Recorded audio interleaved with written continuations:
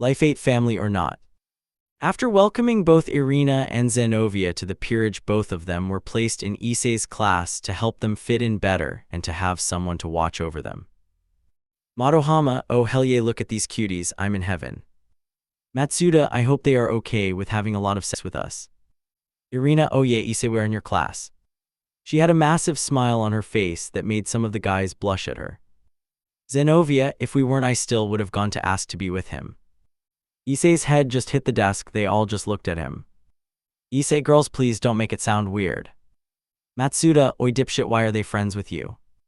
Issei, angry, call me that again and I'll leave you one life support and that's a promise. It set off the class a bit since they know his new attitude is better than his old one, but now he doesn't take anyone's crap anymore. Teacher, that's enough Mr. Bale, and you two don't start fights. Now then, how do you know Mr. Bale? Zenovia, he is the one who helped us settle and we are indebted to him for helping us when others were walking past us and not helping. Irina, plus I'm his childhood best friend, asterisk smiles. Both perverts just had their minds blown again. Issei is taking the girls from them. Teacher, well, since you know Mr. Bale so well, you can sit by him and Mr. Bale mind showing them around. Issei, sure. They sat down and had class. He could see between the two of them schoolwork wasn't the best for them. They were bewildered by the schoolwork. Later that day they all met in the club room and the two of them looked depressed. Issei, schoolwork not fitting well for you, is it? Zenovia, sad no. Irina came and held his arm and sat close to him. Irina, sad no, we are so far behind it isn't funny, math has become my enemy again. Issei, I'm almost 100% sure that math is most people's problems, but give it the time, it was your first day. He sat down next to Kaneko, who was eating some chocolate. She offered him some and he took it. She got comfy next to him and continued eating the chocolate. He wrapped his arm around her and she settled into his side. Issei, so who's ready for tomorrow? Riaz, I don't know actually, it can go one of two ways, good or bad. Akino, well, it won't be that bad. Irina, parents day, huh? Issei, yours aren't happy, are they? He could see the sadness on her face and he pulled her next to him and she rested her head on his shoulder. Irina, not particularly, but they don't know it'll break them, mainly my dad. Issei, I'm sure things will be all right. I'll help talk to them for you. I owe them a piece of my mind too. He had a serious look on his face and she chuckled a bit. Irina, it would be nice. They all went their separate ways and Issei and Riaz went home, and they found the helpers busy putting up pictures of Issei and Riaz holding Milikas around the house. Issei, babe, you're glowing in that one. She blushed and took his hand. Riaz, you look so handsome in this one. He pulled her close and gave her a quick kiss. Sirzechs, there you two are, what do you think? He pointed at the large painting on the walls of them in Milikas. Issei, I say they looked pretty good, but wouldn't you want ones with yourself up? Grafia, it's when he looked the happiest and it's what matters most. He looked and they saw Grafia walking with Venelana and Zeoticus walking towards them. As they got closer, Milikas woke up and wanted to be taken by Issei. He took him and Milikas started laughing. Grafia, he must really like his uncle, he doesn't laugh that much with us. Issei, hey, you never know, he could end up liking dragons a whole lot. Oh, and that reminds me, check it out. He pulled out his wings and 4 came out of his back, shocking the family. Sirzechs, when did this happen?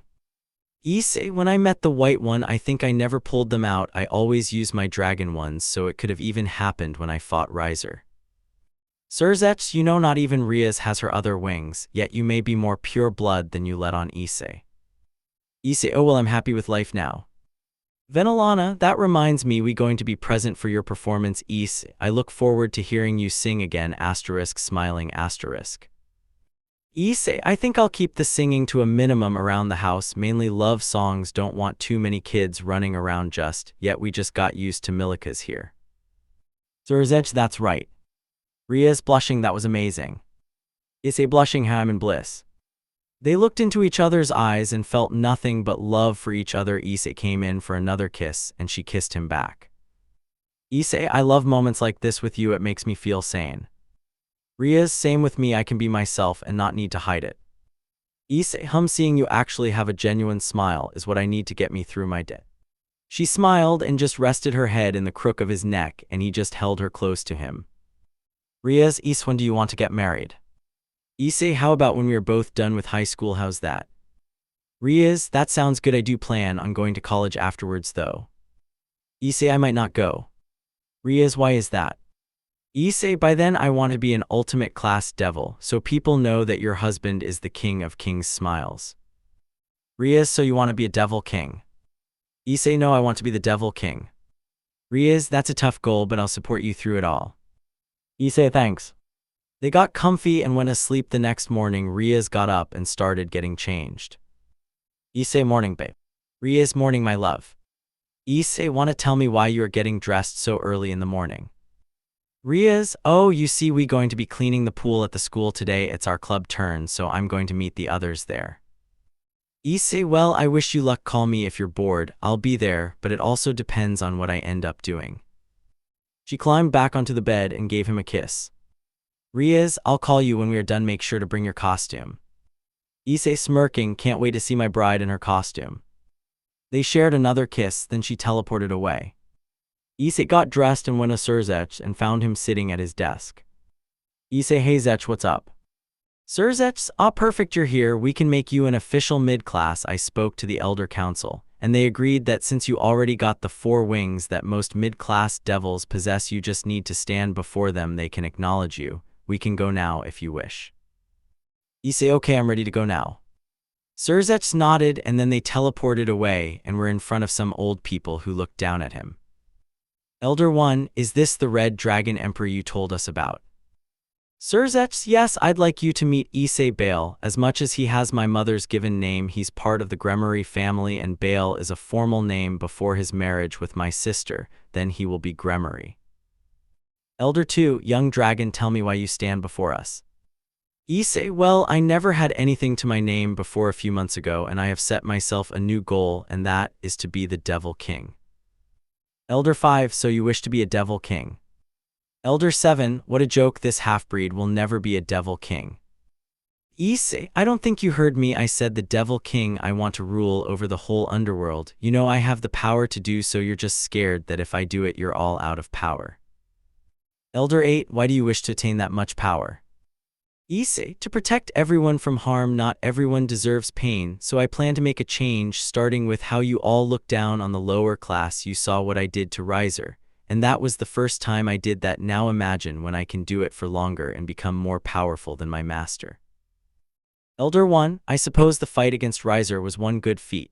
Think his family is a marquis level and Gremory is at duke level, and given that you have been given the name of a great king family, given that you fought a high class and won as a low class and became a mid-class this quickly, I believe it's a given that you have shown strength. Perhaps you will take the Gremory family to the Grand King in due time.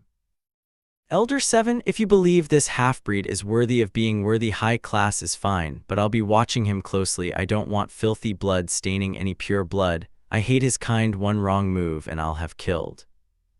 They all kept quiet, and then another elder spoke. Elder 6, young devil, can you tell me if you are human at all?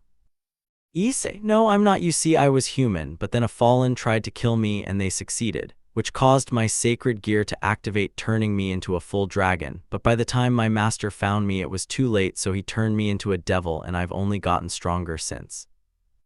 His eyes started to glow green, and his aura slowly started to spread. They could all feel the power of the red dragon residing within him, and his aura was something else. The older elders looked confused, making all the elders looked at each other, and then back at Issei, seeing that his power isn't normal. All, congratulations on making high class. Issei Bale, use your power well. Elder 7, I'll still be watching your actions closely. You seem interesting in other ways, half-breed. He bowed, and then Sirzechs teleported them back. Sirzechs, nicely played, Issei. Issei, thanks, but I wasn't going to have them look down on me for being low class like Riser did, but now I have a constant set of eyes on me with some of my actions.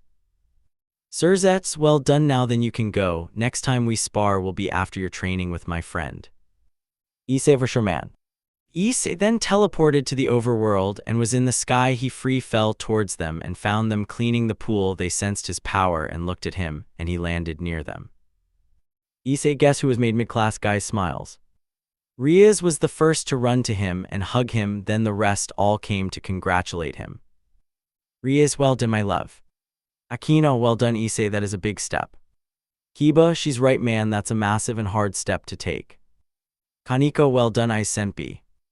Zenovia plus Irina, congratulations, we may still be learning, but seeing the others say congratulations, well done Issei. They both smiled at him and he smiled back at all of them and gave him a hug. Issei, so how's the pool going? Riaz, well, we are nearly done with it, did you bring your costume? Issei, yeah, I keep a lot of change clothes in the gear for most things, but how are you going to fill the pool? I know magic, but I don't think most of you can use water magic, can you? Aquino, smiling, well, that's where I come in. I can use lightning as you know, but I can also use fire, ice, and water. Issei, dang, that's cool. She slightly giggled and the way she did ticked Riaz off. Issei, well, I'm going to let you guys finish, I'll be out of the way. They quickly finished up and then went to go get changed. Issei changed into his swimming shorts and then waited for the rest of them to come out. He was looking at the markings on his hands and saw they changed again. He covered himself with the full armor and took a look at it. Issei, it is different from the white one's armor. Even when I cover myself fully, it doesn't look like his. He covered himself fully and looked at his armor. It was different and slimer than the white one's, but a clear difference between the two. D-Drake, that's because you're training differently right now. You may seem on par with him, but remember that form of his is his balance breaker, while yours turns you into a dragon, which is stronger. Keep it as your trump card. Issei, huh, but I wonder. He made wings with the boosted gear and not his dragon wings, and they looked similar to how the white ones were, but different as similar wing filling. But the shape looked different and entirely shaper almost. Issei, I'll figure it out later. He dropped the armor and the girls walked out and saw how built he was than the last time they saw him shirtless. They could see the scars on his body on top of his dragon lines that covered his body. They all walked to him, but he only saw Riaz. It's a light blush, well, you look amazing. He gave Riaz a hug and then fully saw the other girls. Issei, nice ladies, looking good. Aquino, smiling, looks like his eyes really are only on Riaz. Irina, what do you expect, he's in love? They all nodded and then Issei let go of Riaz and gave her a quick kiss. Issei, as much as I love this swimsuit, it's a different one. No one can see you like this, only me. Riaz, heavy blushing, okay. Aquino then stood on the diving stand and then cast magic and filled the pool with water. He then saw the others dive, and then he saw Kaneko just standing by the shallow end of the pool, not getting in. Riaz, she can't swim, dear. Issei, leave it to me then. He got in and then stood in front of her. She looked at him confused. Issei, come on, I'll catch you. Kaneko, I don't know. Issei, trust me, I'm here, I'll catch you and won't let you go under. She took a deep breath and she jumped towards him, and he caught her and he could feel it. She was clinging to him for dear life. Issei, right now relax, I got you, you're not going to drown. It took a few minutes, then she was able to slowly let go of him and relax a bit. Issei, all right, I want you to trust me, okay, I'm going to help you swim. She nodded and he let her down deeper into the water. And he held both her hands and dragged her gently into the water. Issei, okay, now start kicking, slowly start treading towards me, okay, and don't kick too hard, you're going to tire yourself out. Kaneko, okay. She started kicking the water, then he pulled her along, and once he was fine with her kicking, he then let her stop and take a breath. Issei, okay, how was that? Kaneko, this is hard. Issei, no, it's not, it's alright, you're doing fine now. Then I'm going to hold you by your waist and I'm going to walk a bit and let you use your arms a bit, okay? Kaneko, okay. He walked around while she was using her arms to start treading. Issei, okay, first off, make cups with your hands and pull the water away from you. I'm going to loosen up a bit so you can feel what I'm talking about when you start treading. She did, and she could feel what he was talking about. Issei, you think you got it down? Kaneko, yeah, I think. Issei, all right then, let's give it a shot. You have the basics down, so this is what we're going to do. He took her to the shallow end side and let her hold off the diving stand. Issei, all right, we're going to keep this up till you can swim. He took a few steps back and then stood still. Issei, okay, now swim to me, and if you don't make it all right, we can try again.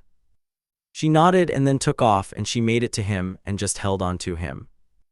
Issei, all right, let's keep going. After 2 more tries, he let her rest. She tired herself out swimming like that, and she made progress.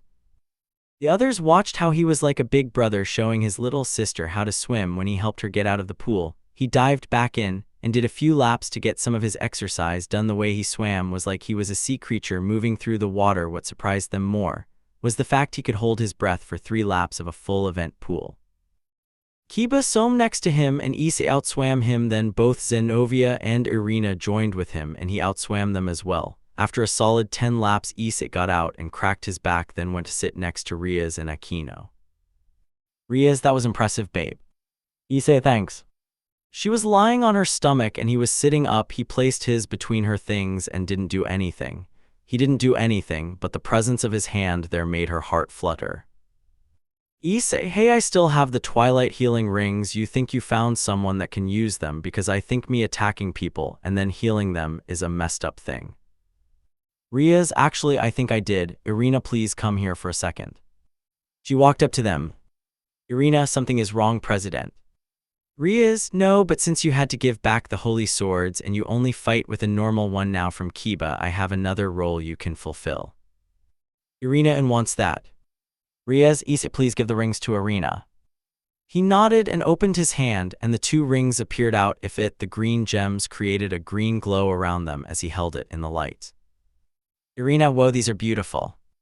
Issei, yeah, they are. Use them well, Iri-chan. Irina, blushing, hey, don't say my name like that unless you want me to start calling you nude again. Issei, yeah, why not? She squinted at him and then took the rings from him and sat in front of him and Riaz and put them on her fingers and sat down in front of Issei. Irina, now how do I use them?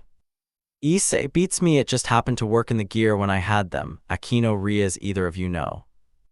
Aquino, not in particular. I know of them and about them, but I've never seen it in action. Closest I've seen was when you glowed green and healed Cockabeel.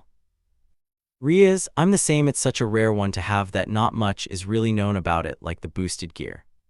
Issei, I'm sure she'll figure it out. Isn't that right, Iri-chan? Irina, that's right, smiling asterisk.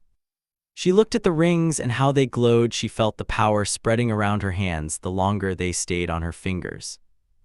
Riaz, oh, Issei, mind rubbing some tanning lotion on my back, please? She handed him the bottle and he rubbed her back and decided to just give her a massage. She moaned at how good it was when he finished. He was about to sit down, and Aquino hugged him from behind and nibbled on his ear. Issei, and then what's wrong, Aquino? Riaz looked and saw she had her top off as well. Aquino, cute, would you mind rubbing my back as well, please? Issei, sure, I don't see the harm. As he turned around, he felt a tug in Riaz and pulled him into her bust and held him. Riaz, irritated, he's mine.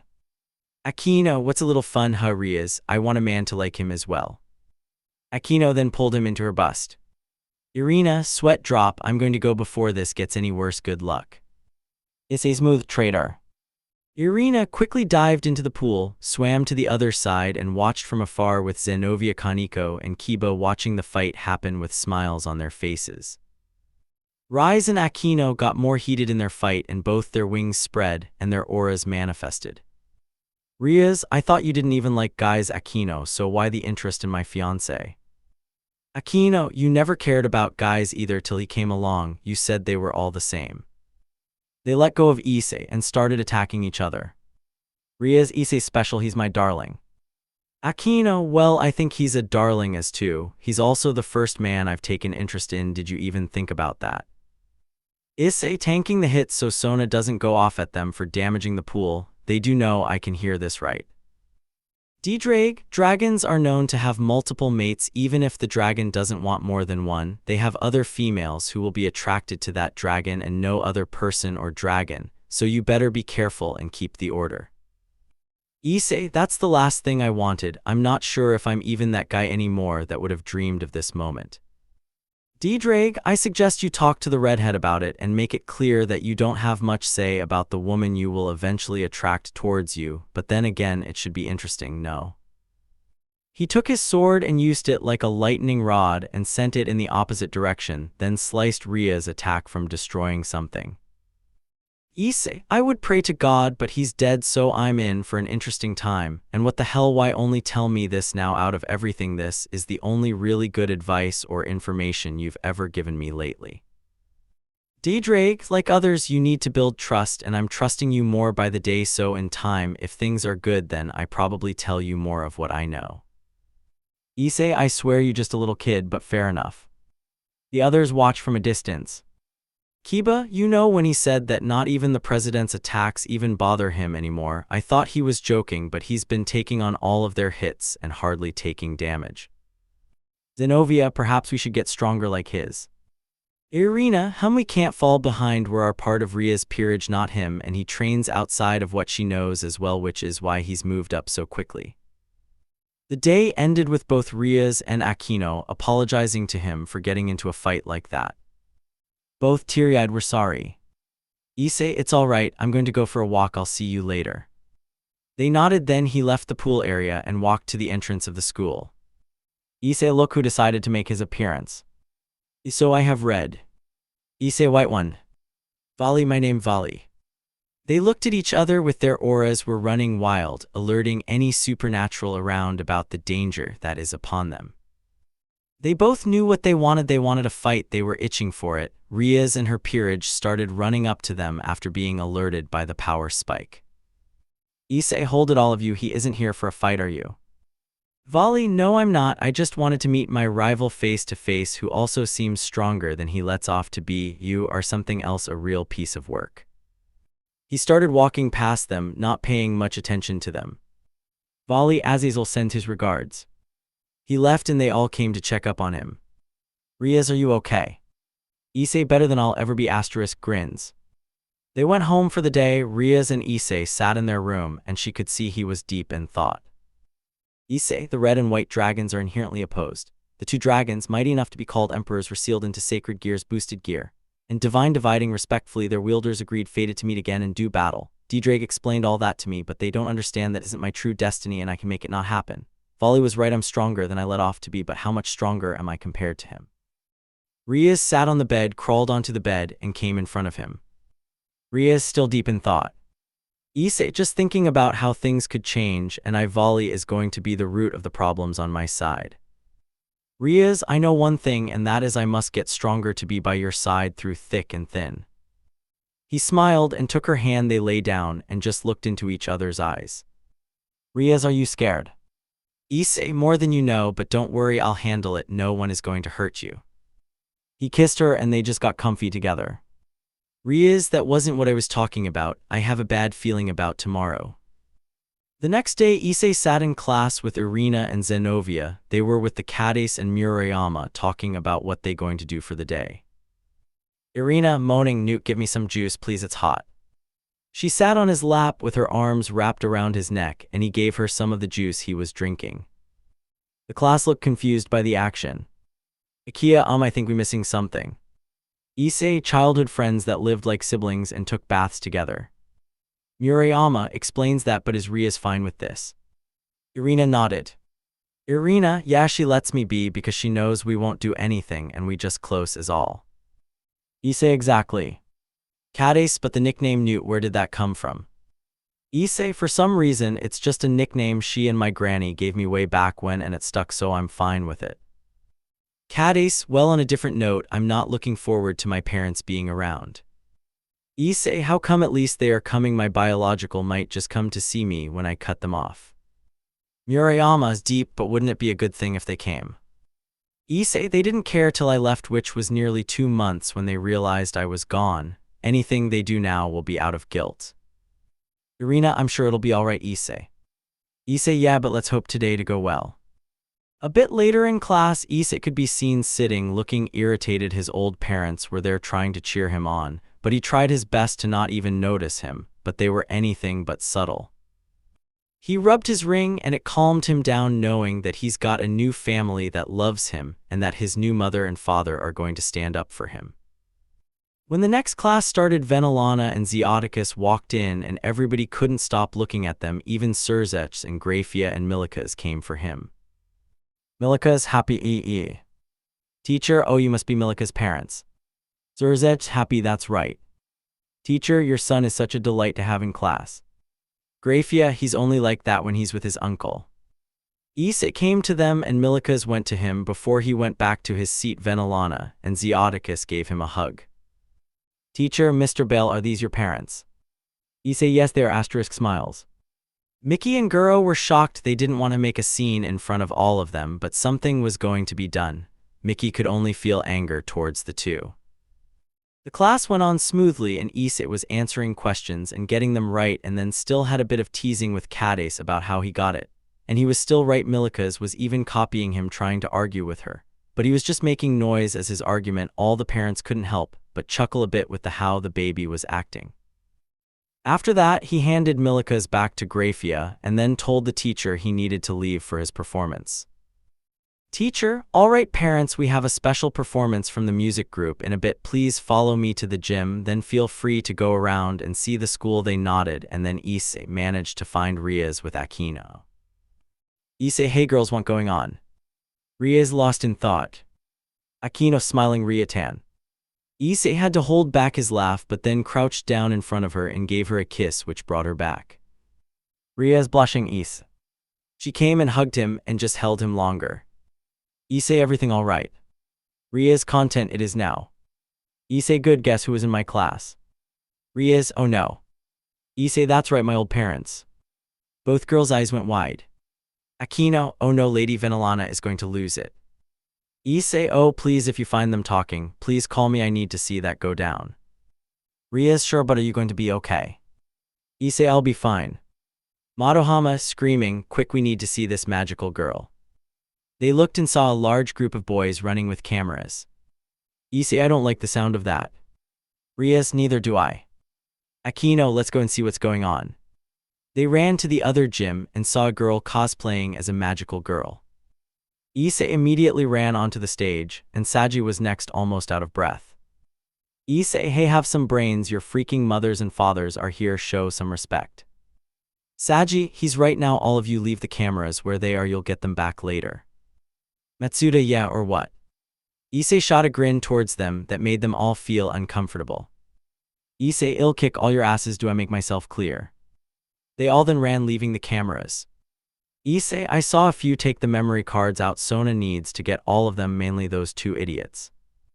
Saji, I saw, I made a mental note about who did. They both turned to the girl behind them. Saji, now miss, you know this dress isn't suited for school, right? She shook her head. Happy, oh I'm sorry, I didn't know. Saji, do you have a sibling in the school that I can go and get? She nodded. Sona, Saji, where did you run off to? Excited, my little Sotan, it's so good to see you. The girl ran to Sona and pulled her into a hug. Riaz, I thought as much, hello Serafal-sama.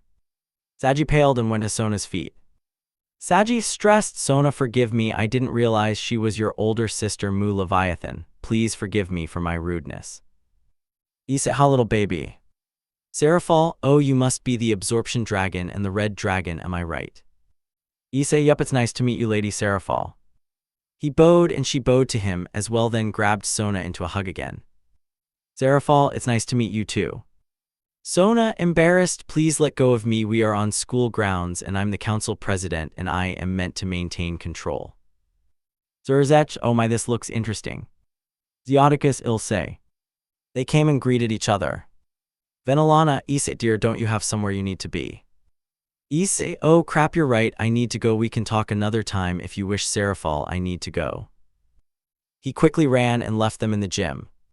Serafal, what kind of greeting was that? Sona, you haven't seen me in a while, then I heard you all were attacked. I nearly attacked heaven out of frustration. Saji, worried, she's joking right, please tell me she's joking. Riaz, nope, she's being serious. Sirzechs, well, the whole reason she didn't was because Issei was there protecting all of you. Serafal, hey Sona, how come you don't want to get married like Riaz is? Riaz grew a blush, then Sona did as well. Riaz blushing, we just engaged, Lady Serafal, nothing more. Her mother couldn't help but chuckle a bit at her, neither could her father keep it in. Serafal, I want my Sona to be happy. Hey absorption dragon, you seem reliable, do you want to marry my Sona? Sona blushing, wait sister, don't just. Saji, serious confident face, yes I'll do it, I'll lay my life down for her. Sona didn't expect that response out of him, and neither did the Gremory family, but Serafal did have a big smile on her face. Serafal, good, now then Sona, I want to do a trade, I want to train him myself to get him up to speed with his dragon abilities and fighting abilities. They were all shocked, including Sona. Sona blushing, but Serafal, but nothing, I'm being serious, I'll train him alongside Sirzechs. Right now I think it will be a perfect time to train 2 dragons for the devil faction. Sirzechs, it doesn't sound like a bad idea honestly. Sona pulled away and started running away with tears in her eyes. Sona, tearing up, why must you be like this? As she ran away, Serafal ran after her and Saji bowed to the Gremory family and went running after both. Aquino, Ara, it looks like Serafal is actually putting her foot down. Sirzechs, I pity that boy, he's going to be in for a world of hurt. Issei hardly had a good time when we started. Venelana, now let's go and get some good seats for Issei's performance. They nodded and then walked to the gym that was set up for the performance. As they sat down, they knew who sat down behind them. It was his old parents, and they could see they wanted to talk to them. But they just ignored them and focused on Issei. Serafal and Sona, with a bit of her peerage, sat down next to them. Riaz saw Sona was still visibly upset with her sister. The lights started to dim and a spotlight shone onto the stage. They saw Issei walk onto the stage with a guitar on his back. Mickey plus Guro, he started playing again for real. Issei, hey everyone, is everyone having a good day? They all cheered. Issei, now then, we did a pool and we have a few songs for you to enjoy, and those with sensitive hearing, please find the headphones under your chair courtesy of the school. He watched a few people get them and then saw a nod from Grafia saying he was going to be fine. Issei, alright, let's do this. He started strumming the strings and the lights shone on the others behind him.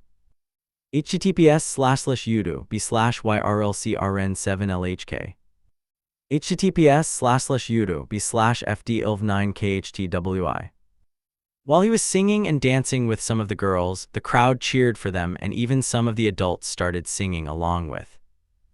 After the song was done, they got cheers and Kira came forward looking a bit shy.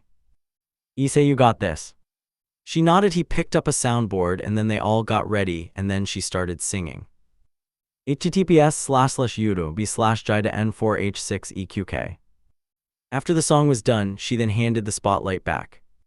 Issei, this one is for my fiancé Riaz, love you babe, and for the rest of us with partners, enjoy guys. She blushed and his old parents were shocked to see that he was already engaged. They didn't want this.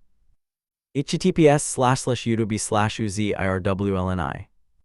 He started singing and doing a bit of a dance with the others, and they were even helping with the vocals. Riaz loved the song. Her heart was beating rapidly while thinking about him and watching him. Other couples felt a spark either rekindled or made stronger. When they finished, they got a round of applause for the performance. Issei, now then, the one request we had. After the last song, Issei stood front in the center of the stage. He started with light strumming of his guitar and the others started playing with him. https://youtube/jjizok0u1w. As they started playing, the guys started putting on black blazers and the girls started bringing roses and spreading them around the stage. A man dressed in a suit walked next to Issei and started singing with him. Everyone was confused as to what was going on while Issei walked towards the principal, who had a massive blush on her face. Not knowing what going on, he pulled her towards the stage. As she got closer, the man got down on one knee and pulled out a small box. So many gasps were heard while they sang. Then the song slowed down and all the guys sang. And as it picked up, Issei carried on singing and looked at Riaz and smiled. As they stopped singing, they heard the man's voice. Man, Kyoyuko Aizawa, will you make me the happiest man in the world and marry me? She started crying and nodding. She could hardly speak. He placed the ring on her finger, then she tackled him and gave him a kiss, and everyone cheered for her. Issei, thanks ladies and gentlemen, feel free to go home, hope you enjoyed the show. He and the others all bowed and they slowly left the stage and closed the curtains to allow their principal to have her moment in a bit more private manner. Issei was met with his family and friends congratulating him on his performance. Venelana, that's my son for you, smiling. She pulled him into a hug and swayed him around. He's not your son, he's ours. They all looked and saw his old parents standing in front of him. Mickey, you're coming home. I do not care if they took you, and you are coming home, and you're going to get married to a girl that only we approve of. We know what's best for you. Issei took a deep breath and spoke. Issei knows I'm happy. I don't intend on leaving, and nor will I ever come back. I cut my strings with both of you. He took Ria's hand and held it tight, then showed them the ring on his finger. Issei, I'm happy and I'm going to marry her and neither of you has a say and I won't let you, and if you do talk to my new mother and father. They looked at Venelana and Zeoticus and they could feel a sense of danger coming off them when they looked at them, but they pushed through the fear and stood their ground. Venelana, oh so you're my baby's old mother. She started walking closer and closer, her gaze fixed on Mickey, ready to end her if need be. She then grabbed Mickey by the throat and looked her dead in the eye, making all the teens look at her with wide eyes, not expecting this at all. Girl, let her go. Venelana, dear mind, showing this pitiful excuse of a man not to talk to me. Zeoticus gave him a look, but it didn't look like it fazed him much. Venelana, serious, you claim to be his mother, but I just see a pitiful excuse of a mother that made her own flesh and blood question if he was loved or not, and it makes me sick. Mickey, you have no idea what our household and living conditions were to claim anything. Venelana, oh really, from Issei's point of view it was made clear he wasn't loved. Tell me, what did you do for his birthday? Mickey. Venelana, where did you go the next day leaving him alone? Sure, he can look after himself just fine, but the day he came to us he was so broken and out of it that it made me worry for his life. Tell me what was so important that you couldn't even celebrate his birthday for the past few years. Mickey, I don't need to tell you anything. Venelana, oh but this is where you should. She put more pressure on her throat, making it more difficult to breathe. Mickey grabbed Venelana's wrist to try and push her away. Venelana was a bit taken back by the strength, but it was a useless attempt to get her off her. Venelana, he's gone, he's no longer your child but mine. We went through the court system, and they couldn't even find you and claimed that you have abandoned him, even seeing that Issei is in better spirits since joining my family, and this is where he'll stay, and he's happy with my daughter, and so is she. I don't ever see them leaving each other for anything, so face it, it's over, you can't change anything, understood? Mickey is struggling to speak. I'll sue you. Venelana, with the proof we have on you, they would only make you sign a restraining order and leave, making you even further away from him. Issei has also told me that you didn't even notice or contact him the whole time while you were gone, and only when you realized he was gone you wanted him back, and every time he's also mentioned you or that man you call a husband he's become more depressed, and the fact you only want him back now only makes it worse. Venelana let go and smiled. Venelana, don't upset me further and don't you dare contact him anymore or you'll regret it. She walked away and went to Issei and pulled him into a hug, and he didn't break eye contact with Mickey. Issei, where did you even go that was so important? Mickey defeated Hawaii. Issei, that's all I needed to hear. They all walked away from them, leaving the two defeated and letting them sit with their actions. Once home, Issei and Riaz went to their room and just held each other. Issei, mother is scary. Riaz, him I know. She could hear his breathing was irregular and his heart was racing. Riaz, are you okay? Issei, I'm fine, I just need a moment like this with you. Riaz, take all the time you need, my love. After a few minutes, she could hear his heart relax and his breathing become more relaxed. Issei, how did you like the song I sang for you? Riaz, I loved every second of it, my love. Issei, good. He kissed her forehead and she wrapped her legs around them and they just stayed like that a bit longer. Issei, so remember the other day when you and Akino were fighting at the pool about me? She started blushing from embarrassment. Riaz, blushing, no, I don't know what you're talking about. Issei, Riaz, I'm being serious right now. Riaz, okay, what about it? Issei, Drag told me that dragons are usually ones to have multiple mates to make strong offspring. Even when the dragon doesn't want other mates, he would still attract more mates regardless of how he feels about them, and he said I should tell you. Riaz, I see. They stayed quiet for a bit thinking about the situation. Riaz, curious, do you want a harem? Issei, that's the thing, I don't know, it was a dream of mine for a few years, but I gave it up alongside all the porn. It wasn't doing me any good, and I don't think I can handle multiple partners when I'm not in the most stable mindset myself. It would only do more damage than good.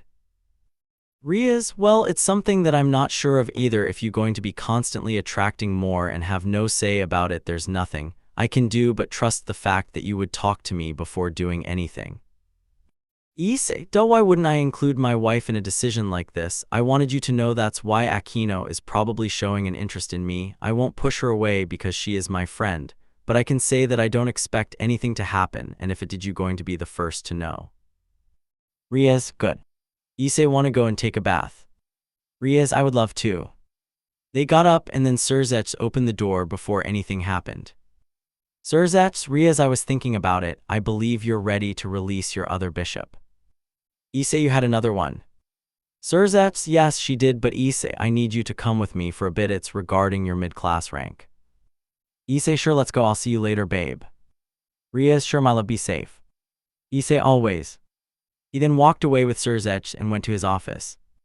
Issei, so what's going on, man? Sirzechs, I wanted to know how you're feeling after today. I know mother handled it mostly, but I noticed your hands had a bit of shake when they said you're going to marry a girl of their choice. Issei, I'm alright. It feels like a weight was lifted off my shoulders after a few minutes. They know now that I am done with them and that mother can be a scary woman. Sirzechs, why do you think father doesn't really talk much when she can fix it? She can be scary enough to fix it with her passive-aggressive ways, but both can be very scary when they want. Issei, I love this family smiles. Sirzechs, it is a special one, yes.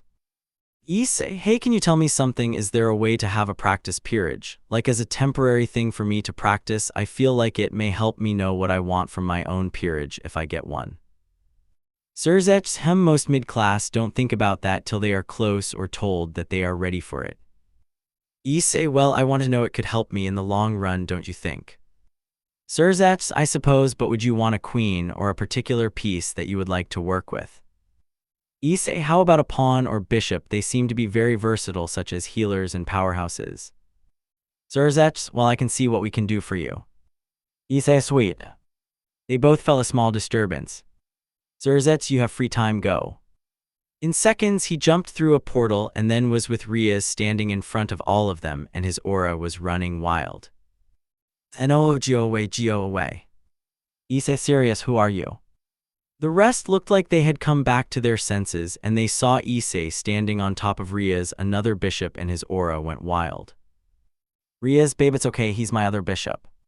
Issei, oh. He pulled back his aura and then checked on Riaz, then stood aside and watched. Riaz, it's okay to come out now, you can be with me and the others. Issei looked to the side and saw the person hiding in the corner. Issei, sweat drop, babe, I can't tell if this one is a boy or a girl, and I'm scared that I can't tell the difference. Riaz, everyone meet my other bishop, Gasper Vladi, the half-vampire. Issei, oh, for real, half-vampire, so he eats blood. Gasper tearing up, no, I hate the taste of blood. Issei confused, then what type of vampire are you then? Irina, he's cute though. She came close and then alarms went off for Issei again, and he grabbed her away and then grabbed Riaz to protect her, and then they all came back. Riaz, light blush, Issei, something wrong. Irina confused, dude, when did you even grab me? Issei, serious, something said it dangerous. Aquino, so it seems that you're not affected by his sacred gear. He looked at Gasper, and Gasper looked at him confused. Gasper confused, you're not affected by my sacred gear. Issei, looks like it, but what is it? Riaz, it's called Forbidden Balor View, the sacred gear that can stop the world. Oh my love, I have a request of you if you don't mind. Issei, sure, lay it on me. Riaz, can you help Kaneko, Zenovia, and Irina train him? He has trouble with it, and setting it off the way he does is most dangerous. If you find it dangerous, imagine around someone the same as you or stronger. Issei, sure, I can see what I can do. Riaz, I'll leave it to you, my love. He gave her a quick kiss, then she got ready to leave with Aquino. Riaz, now Kiba, I need you to come with me, my brother wants to see your balance breaker. Kiba, sure. He went with them and they disappeared. Issei, all right, Gasper, no running away, but why are you wearing girls' clothes? Gasper, shy, they comfy. He played around with his skirt and Issei took a deep breath. Issei, all right, I'll sort that out later, let's first see what you can do, I'm sure we can figure out how your power works. They went outside and it went downhill way too quickly. Zenovia started chasing him with her sword, chasing him around, and he cried while running away from her. Issei, this is getting us nowhere. Irina, you're right, I mean even with Kaneko, look. He looked and saw Kaneko chasing him with garlic. Gasper whining, no, I hate garlic in the sunlight. Issei, but you're a day walker, the sun literally has no effect on you. He watched him run away and hide in a bush. Oh hey guys, what's going on? Issei looked to his side and saw Saji walking towards them. Issei, oh what's up man? They greeted each other and then looked at what they were doing. Saji, nothing much really. Sona just asked me to tend to the gardens and I finished that and then heard screaming, so I thought I'd come check it out. Issei, oh well, Ria's released her other bishop. Saji, she's cute but I have other arrangements. Irina had to hold back a chuckle and Saji looked confused at the two of them. Issei, well that's a guy I was scared cause I couldn't tell the difference myself. Saji, and I'm back to wanting to impregnate Sona. Issei, shocked, where did that come from? Irina, yeah, that was just a big drop. Saji, it's been a dream of mine for her to get pregnant with my child, and she tells me to take responsibly. Issei, weird, but aren't you swapping with Serafal so she can train you and you also got engaged to Sona? Saji, why do you think I'm still doing plant work? Sona isn't happy so I'm humoring her by still helping out before she sees completely less of me, and I end up marrying her. Issei, nice, let's see how you improve. We are having trouble with his sacred gear. We dumbed it down to whatever he looks at freezes and stops time, but he can't affect me with it though. Oh, I can help with that. They looked to the side and saw a man with a blonde fringe and black hair looking at them. He was in a robe and sandals with a smug look on his face. Issei, Azazel. Azazel, Issei. They all got ready to fight, but since not seeing Issei get ready for anything confused them, knowing this person was dangerous. Saji, scared, wait, you mean that's Azazel, the leader of the fallen angels?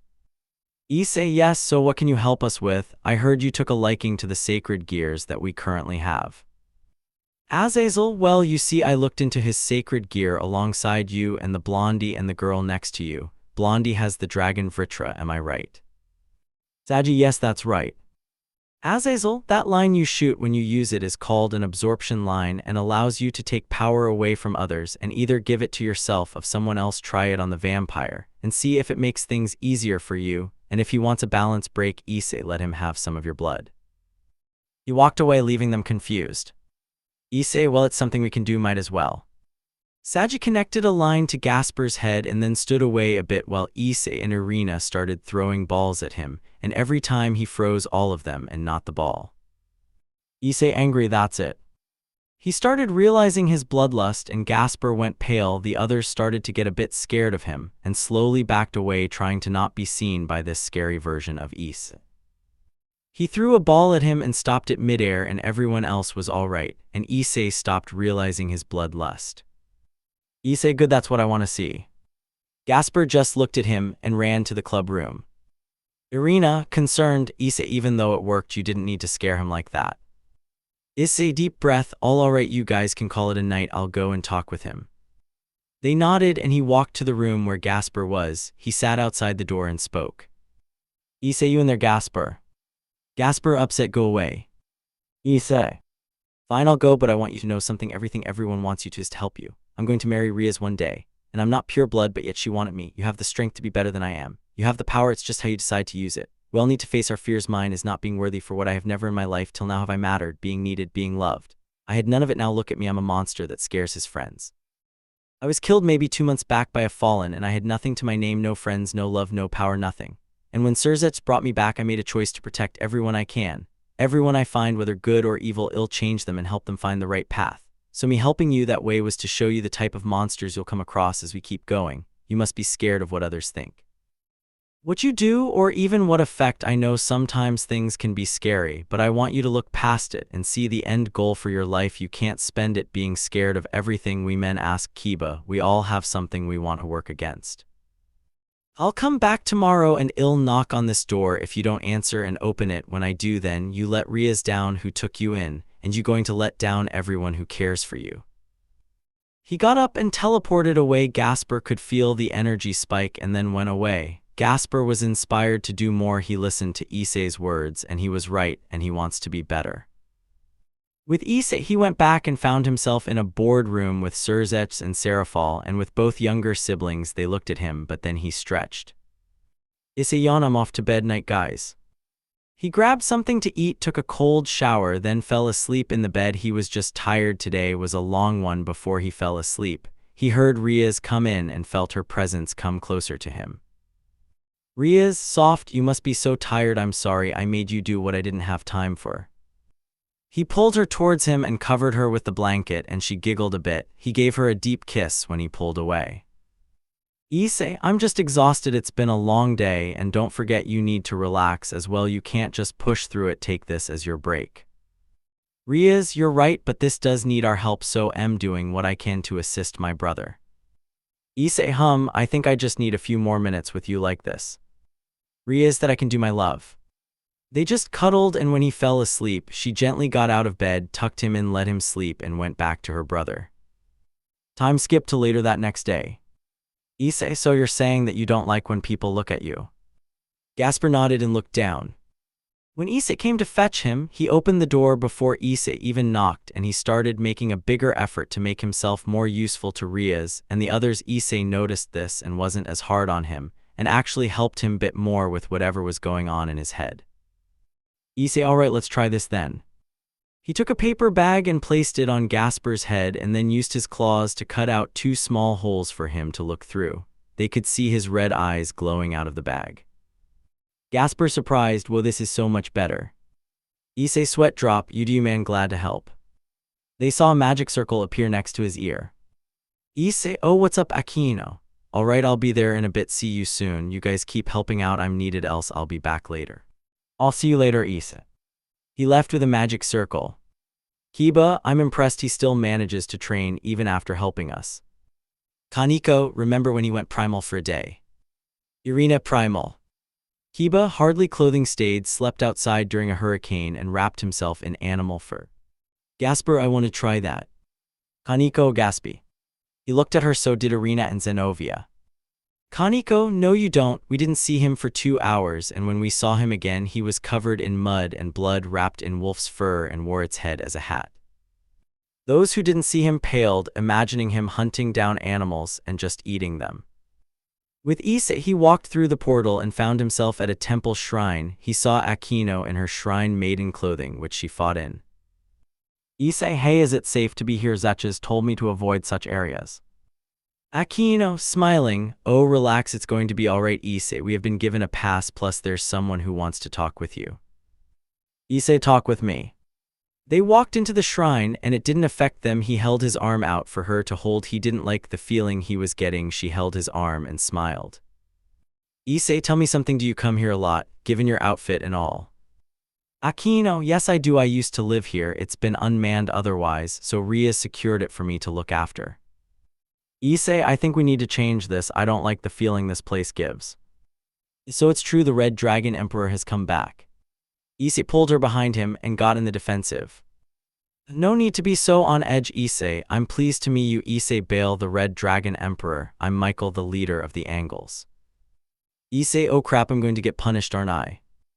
Michael's light chuckle, no you are not here for that, but I must say D-Drake's aura is unlike anything else, how nostalgic, but come with me, it's why we wanted you here.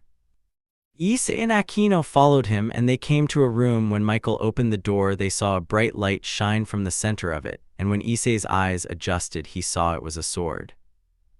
Issei, a holy sword. Michael, this is Ascalon the Dragon Slayer holy sword. We put it under a few rituals so it's safe for you to use, but instead of you using it, I want you to absorb it into the boosted gear. Issei, alright, but why am I getting something so important? Michael, I see the upcoming conference as a chance for the 3 great powers to make peace. We lost God in the last war. The devils lost their devil kings and the fallen also suffered heavy casualties.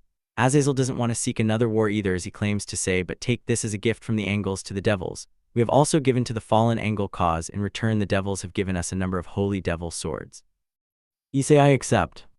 He grabbed the sword and it started glowing. Then they watched as his armor formed around him and started changing its shape, horns becoming sharper and scales becoming shapers as well. His armor looked completely different.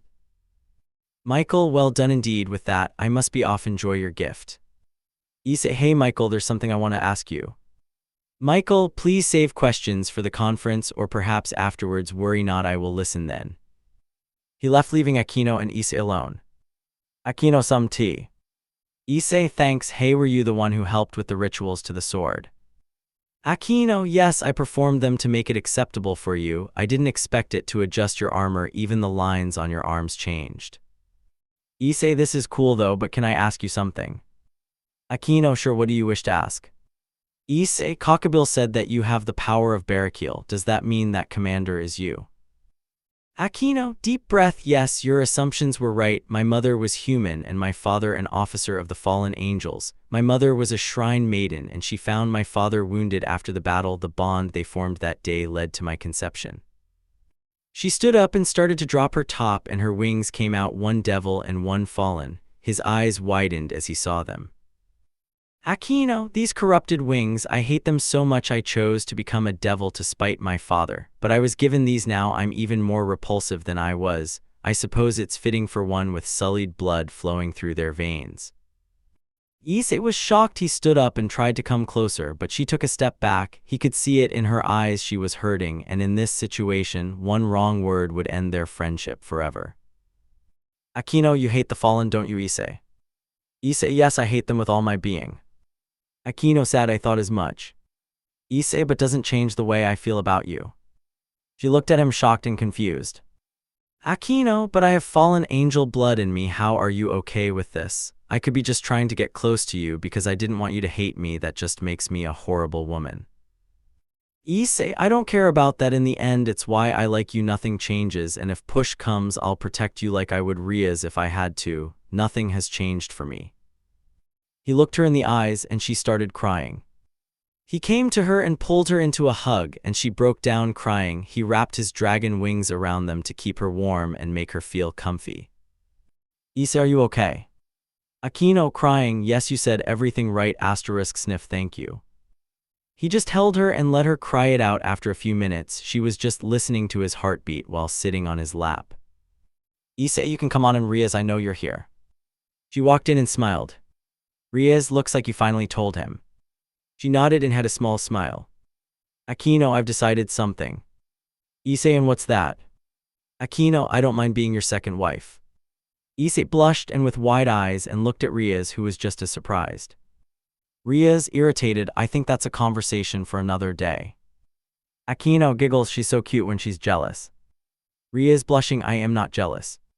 Issei shrugged his shoulders and used his tail and pulled Ria's toward him and gave her a kiss, then let her get comfy with Aquino. Ria's, calming down, you're so warm. Issei, it's my job to be warm. Aquino, I know dragons are meant to have multiple mates even if they don't want to, but I suppose you both knew that already, huh? Ria's, well, you're not wrong, but it's too soon to talk about things like this.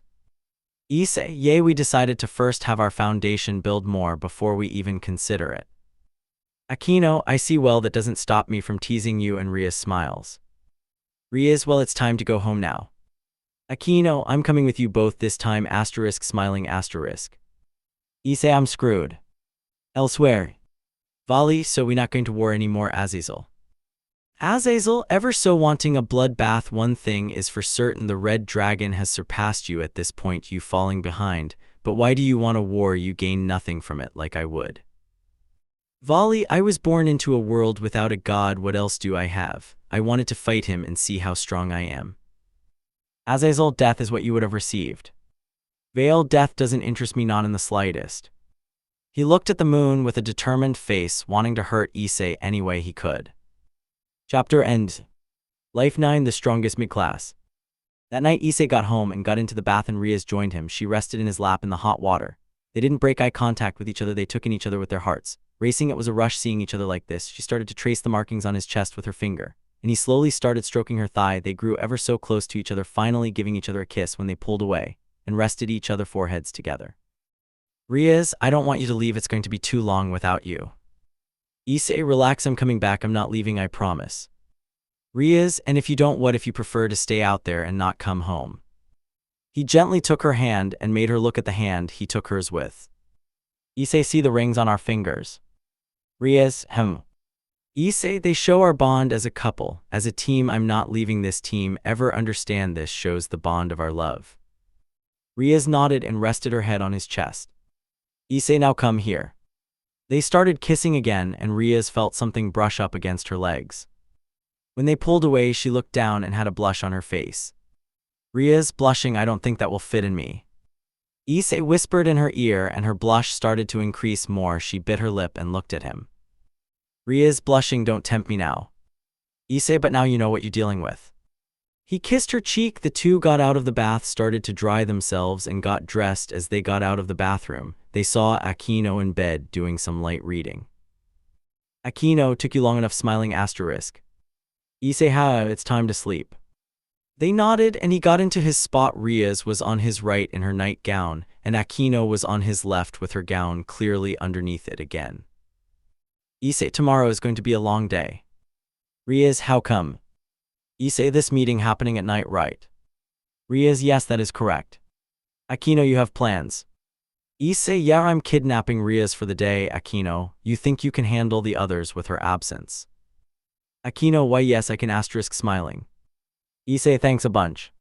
He closed his eyes and soon fell asleep. So did the girls. The next morning, Riaz woke up early to get ready and do her hair and dress up nice for Issei. Issei watched as she got done and enjoyed watching her. He then got out of bed and woke Aquino up for the day. He got dressed and went for some black jeans with his boots and a red button-up top. He styled his hair, and just as he was about to leave, he went to see his master. He found Sirzechs and Grafia busy feeding Milikas and doing some reading. Issei, good morning, you three, how's things? Milikas didn't know if he wanted to go to Issei or get fed and looked at his mother and Issei, confused. Issei, what's wrong, buddy? Grafia, he has his two favorite things and doesn't know which one he wants to go to.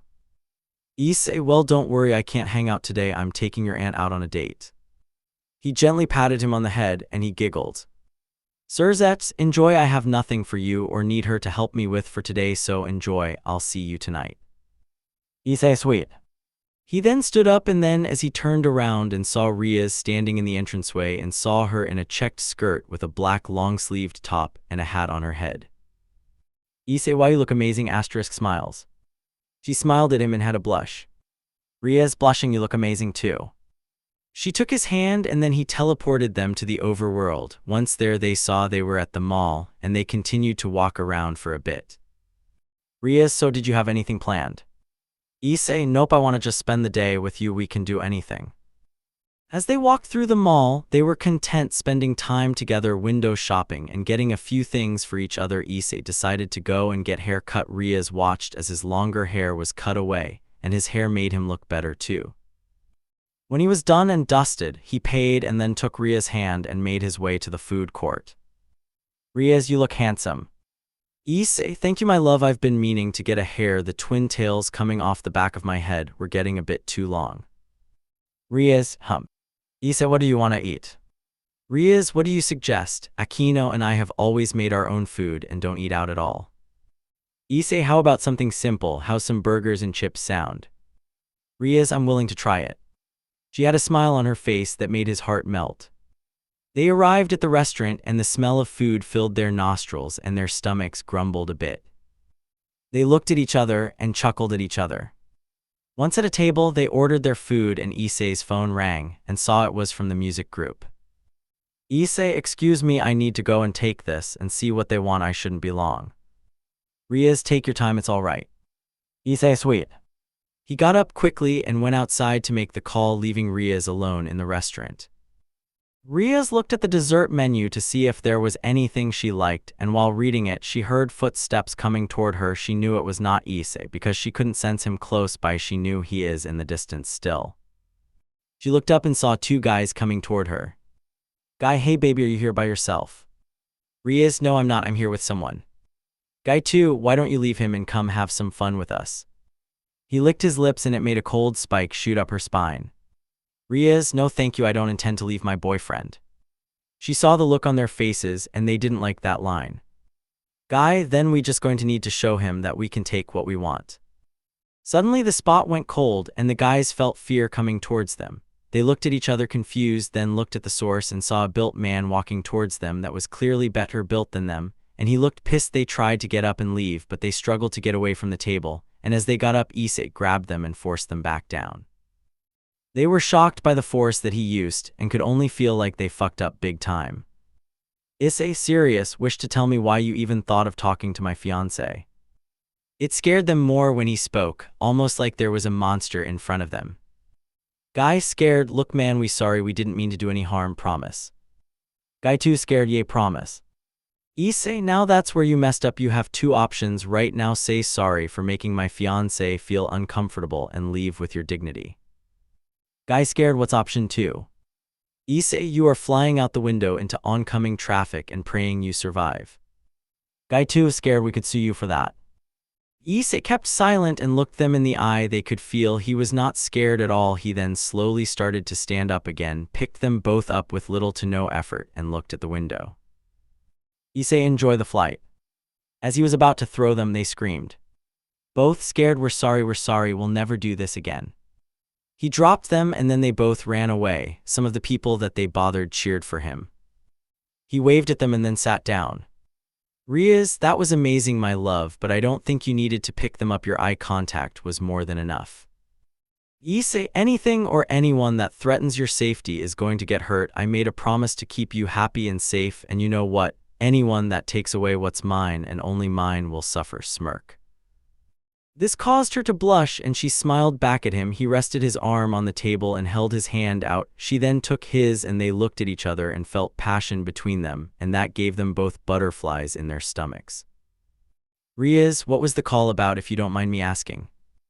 Issei, oh, it was Kira. She wanted to know if I want to become a permanent member of the club. I told her that I need time to think about it. Riaz, I'll support you with every choice you make. Asterisk, smiling asterisk.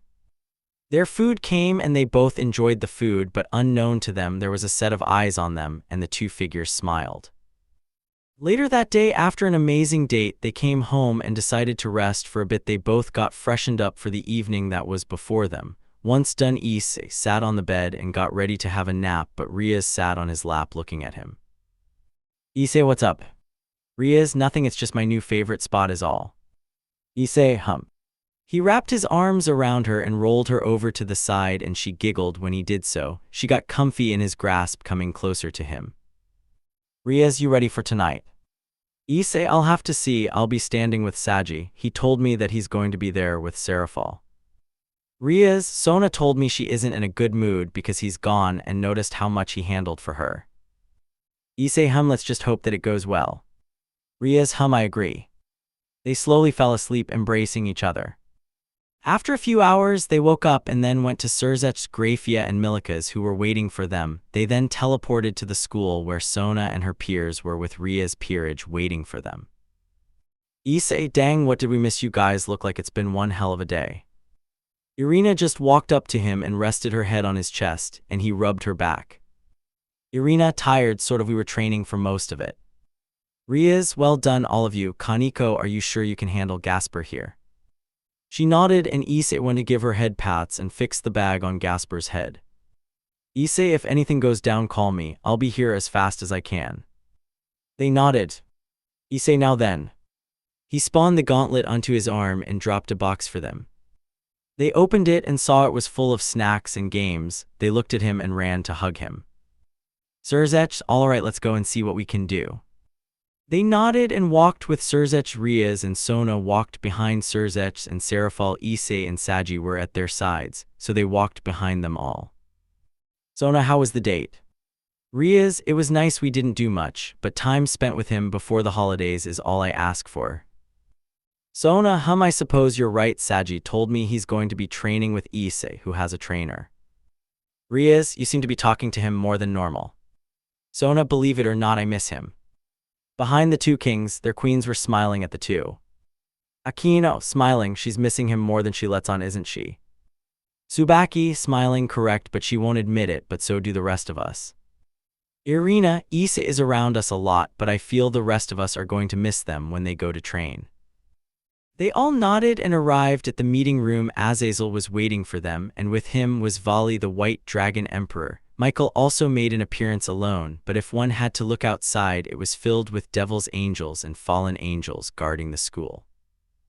Issei, Saji, and Vali all stood on one end of the room. They looked at each other and then looked back at the leaders in front of them. Kizaru, Saji, Akino, Issei, Ayukagi, Vali. The leaders all sat down and got comfy, while Riaz and Sona with their peerages stood on the sidelines. Sirzechs, I would like to thank all of you for coming out to meet us. Michael, it's a pleasure. Azazel couldn't agree more, brother. This was long overdue. They then proceeded to talk about the most recent incident and what happened. Azazel, well, I already apologized to the Red Dragon Emperor for some of my other subordinates, and I would like to make it clear I didn't send Cockabeel, he went rouge. Sirzechs, my pawn did mention it, but both of us said it was hard to believe it given how you just appeared out of nowhere. Azazel, granted my methods weren't the best, I still agree that things could have been handled smoother. Michael, I agree in the process I lost 2 members that could have made perfect angles. Both Irina and Zenovia looked down in shame. Issei, why did they get kicked out? It's what I wanted to ask the first time we met. They all looked at him and saw he was being serious about it. Michael, you see, the system saw it as a fault and kicked them from the church. Knowing God is dead was something that we archangels still don't know how to deal with it. Since we were there when God died, we weren't kicked from the system. Issei, that system needs a bit of a rework. If Rias didn't give them a place to stay, they would literally have no one to help them when they needed it. Michael, you're right, perhaps it is time for a bit of a change here and there. I want to apologize to you too, and I wish you well on your new journeys. Both, thank you Lord Michael, we have been enjoying the life we never knew we could have. Sirzechs, now on to another matter. Seraphal, as you can see, we have 2 dragon emperors and a broken dragon god. So no, wait, you mean? Seraphal, yes, Saji's dragon is the poison dragon god, a very powerful dragon that has both Albion's and D-Drag respect. Vale's wings appeared, Issei's scales grew, and the absorption gear spread around Saji. D-Drag, that is correct. Right now he is weakened due to the fact his original body was shattered many eons ago. Albion, as much as I hate to agree with the red one, he's right. Vritra would only get stronger and more sentient with more of his pieces coming back together. D-Drag, that old crow over there knows how to locate them, isn't that right, Azazel? Azazel, indeed, I have been looking into it since I saw the gear a few days ago. Saji, so I can get stronger. Vritra, It was the first time any of them heard Vritra speak and were shocked that they had another dragon with them. Azazel, while on the topic of our 3 dragons over there, what is going on with the red one? I've never seen a power scale fluctuating and or ever seen the boosted gear acting like this.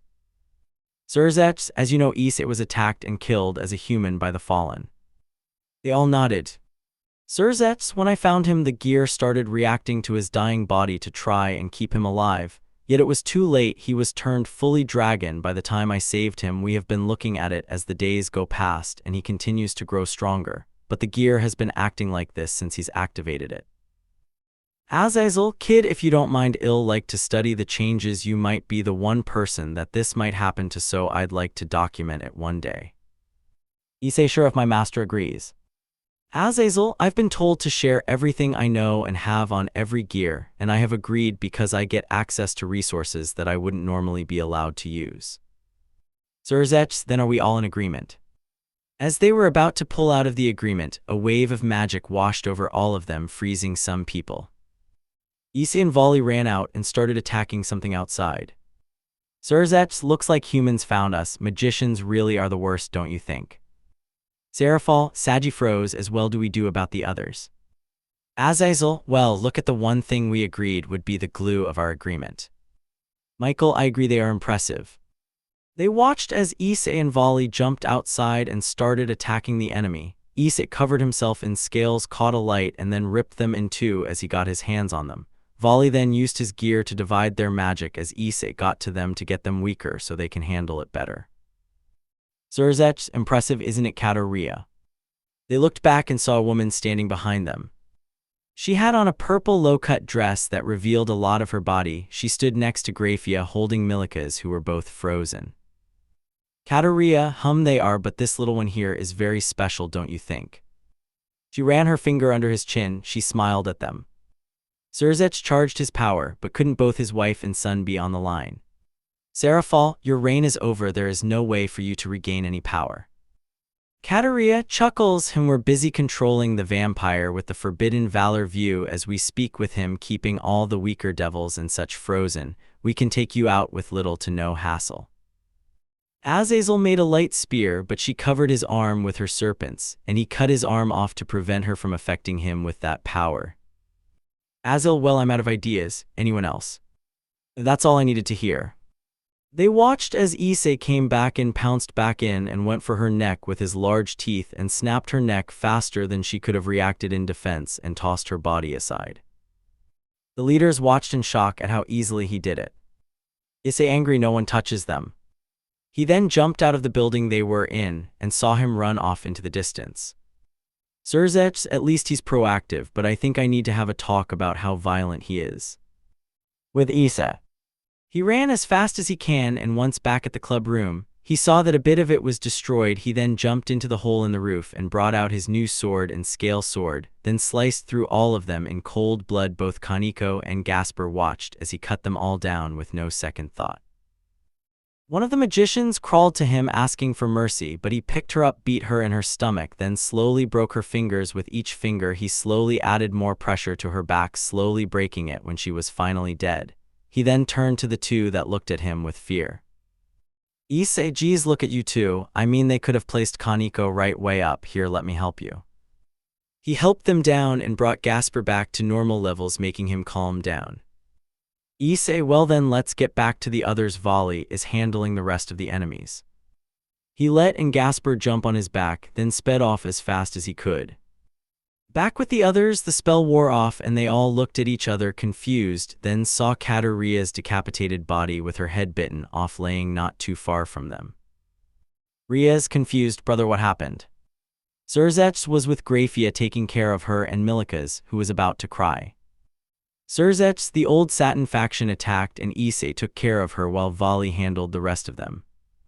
They looked outside and saw how Volley was just attacking them just as relentlessly as Issei would have. Sona, then where is Issei right now?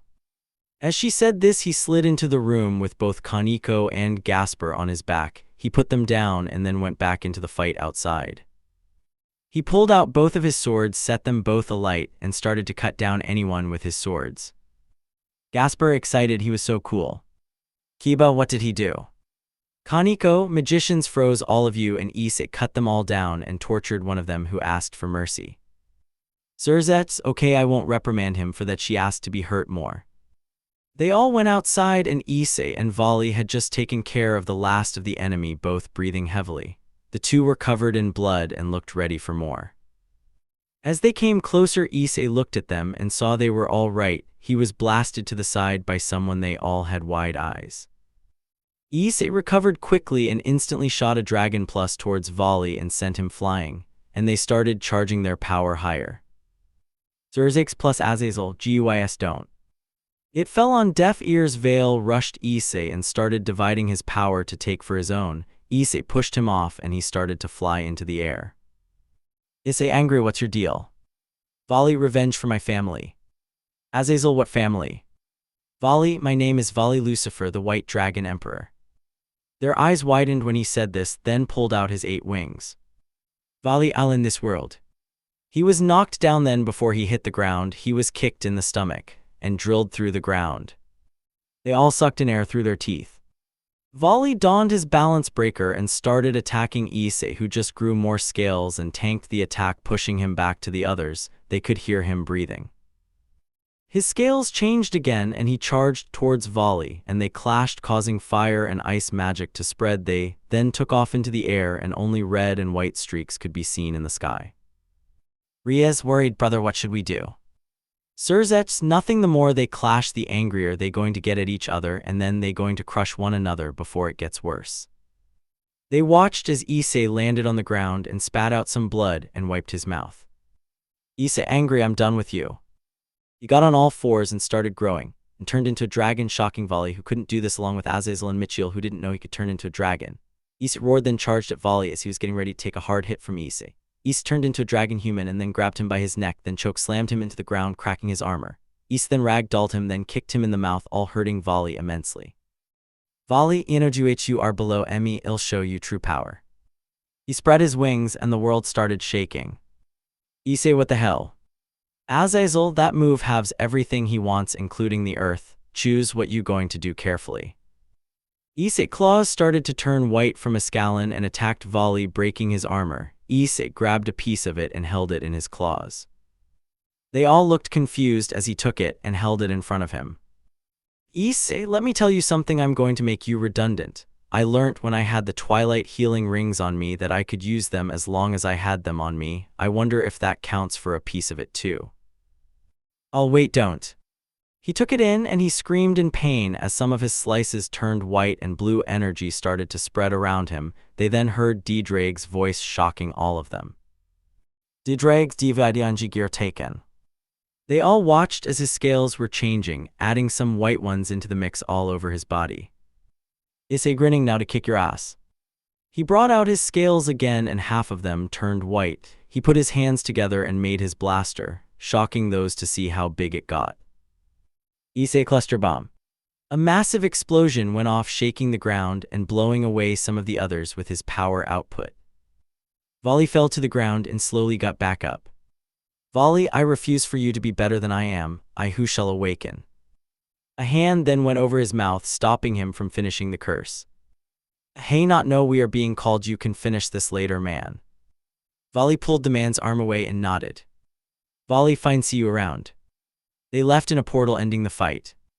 Issei fell to his side and slowly passed out. The last thing he saw was Riaz and the others running toward him. 1 hour later. He woke up in fright and took a deep breath and started coughing bit. He looked around and saw some familiar faces. Issei, what the hell, why does it have to be so bright? The light was burning his eyes. He slowly sat up and held his eyes and looked around and saw them all looking at him. Issei, what, got something in my teeth? Riaz tackled him into a hug and just held him. He could feel her tears wetting his shirt. He held her back too, but looked at Sirzechs, who looked concerned. Issei, you're scaring me now. Sirzechs, Issei, do you remember the fight at all? Issei, not in particular. I remember attacking a few people, then things started to blur, and I think I was just running on instinct. Sirzechs, can you tell us what else you do remember? Issei, not really, it's a blur. Sirzechs, well, you see, the woman you attacked, known as Kateria Leviathan, is part of the Satin faction, and I believe you just started a war, if I'm being honest. Issei, how much trouble am I in? Sirzechs, nothing, but the prospect of being the cause of war is a serious thing. Issei, do I get to fight? Sirzechs, yeah. Issei, can I fight like I have? Sirzechs, yeah. Issei, will I be going to prison or enslaved? Sirzechs, confused, no. Issei, then what is the problem? Actually, if I start it, then I'll sure as hell will finish it, that much I can promise. Sirzechs, that's not the issue. The issue is the fact you took Volley's gear and used it against him. You were marked as the Underworld's strongest mid-class devil. You have people wanting to make you high class so they can join your peerage. Issei, and you thought I was worried? Graf, yes, I told you we worried for nothing. Issei, now another question, why my wife is crying. Sirzechs, oh, you looked like you died, and you were mainly unresponsive for the most part for a solid hour. Mother and father came by as well, they getting food actually. Issei, cool, so what happens now? Sirzechs, nothing, we can get you prepared for the holiday training. Issei, sure, that works. He then kissed Riaz to get her to stop crying, and every time he kissed her, she stopped, and the more he did it, the more she started giggling and relaxed again. He let her rest next to him, and then he saw Milika's watching him.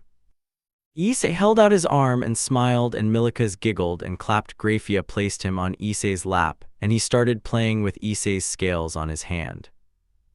Issei then looked at his other hand and saw the markings changed again. He covered his arm in the white armor. Issei, how feels normal? Sirzechs, Azazel is literally jumping around like a child wanting to look at your power output. Issei, let's see if I can get a handle on things when I get back from training. How's that sound? Riaz, knew I don't want you to leave. They all chuckled and they waited for Venelana and Zeoticus to arrive with some food for them. Chapter end. Life 10 Evolution. A few days after the drama with Volley, Issei was sitting in the club room alone, waiting for the others to come so they could go to the Underworld for training. The thought of everything was weighing down on him, and in fact, he was able to be on equal standing didn't sit well with him. Issei, I need to get stronger. I can't let him be stronger. It will only spell trouble for everyone. He was so deep in thought that he didn't even notice that the others walked in. Aquino, concerned, is he okay? Riaz, he's been like this since this morning. He then got up and then teleported them all to the station, and they boarded the train to take them to the Underworld. They all sat in relative silence watching. Issei seeing him deep in thought. He then decided to just leave the train, leaving them all alone on the train. He found himself back at the Gremory household. Sirzechs, shouldn't you be watching Riaz on the train? Issei, I need to prove something to myself. Sirzechs, and with that smirks asterisk. Issei, 5%, let's go one-on-one. Sirzechs, so be it. They went to the training room, and it was a silent walk there. Once there, the room changed to a stadium, and they stood on either side of the stadium. With Riaz, Sona and her peerage came along with Serafal and Saji, who looked ready to begin working. Serafal, Riaz, where is Issei? I was told he was going to be here. She looked around to make sure he wasn't just hiding. Riaz, I'm not sure, Lady Serafal, 1 second, he was here, then the next he left. Saji, I'm sure he's just in his head about the White Dragon Emperor. The door opened. Azazel, well, you're right about that, look. He turned on the projection screen and they saw Issei and Sirzechs fighting live. Issei and Sirzechs were moving so fast with each of their moves trying to land a hit on each other. Both were covered in blood, but what caught their attention was that Issei was dogging a lot of Sirzechs' attacks before they hit him, and he was landing very good attacks on Sirzechs. Issei hit him with a spin attack only for it to be countered with a punch to the face, then a drilled into the ground, but Issei grabbed him by his neck with his tail and flung Sirzechs away from him and charged him again. Azazel stopped the projection and looked at all of them.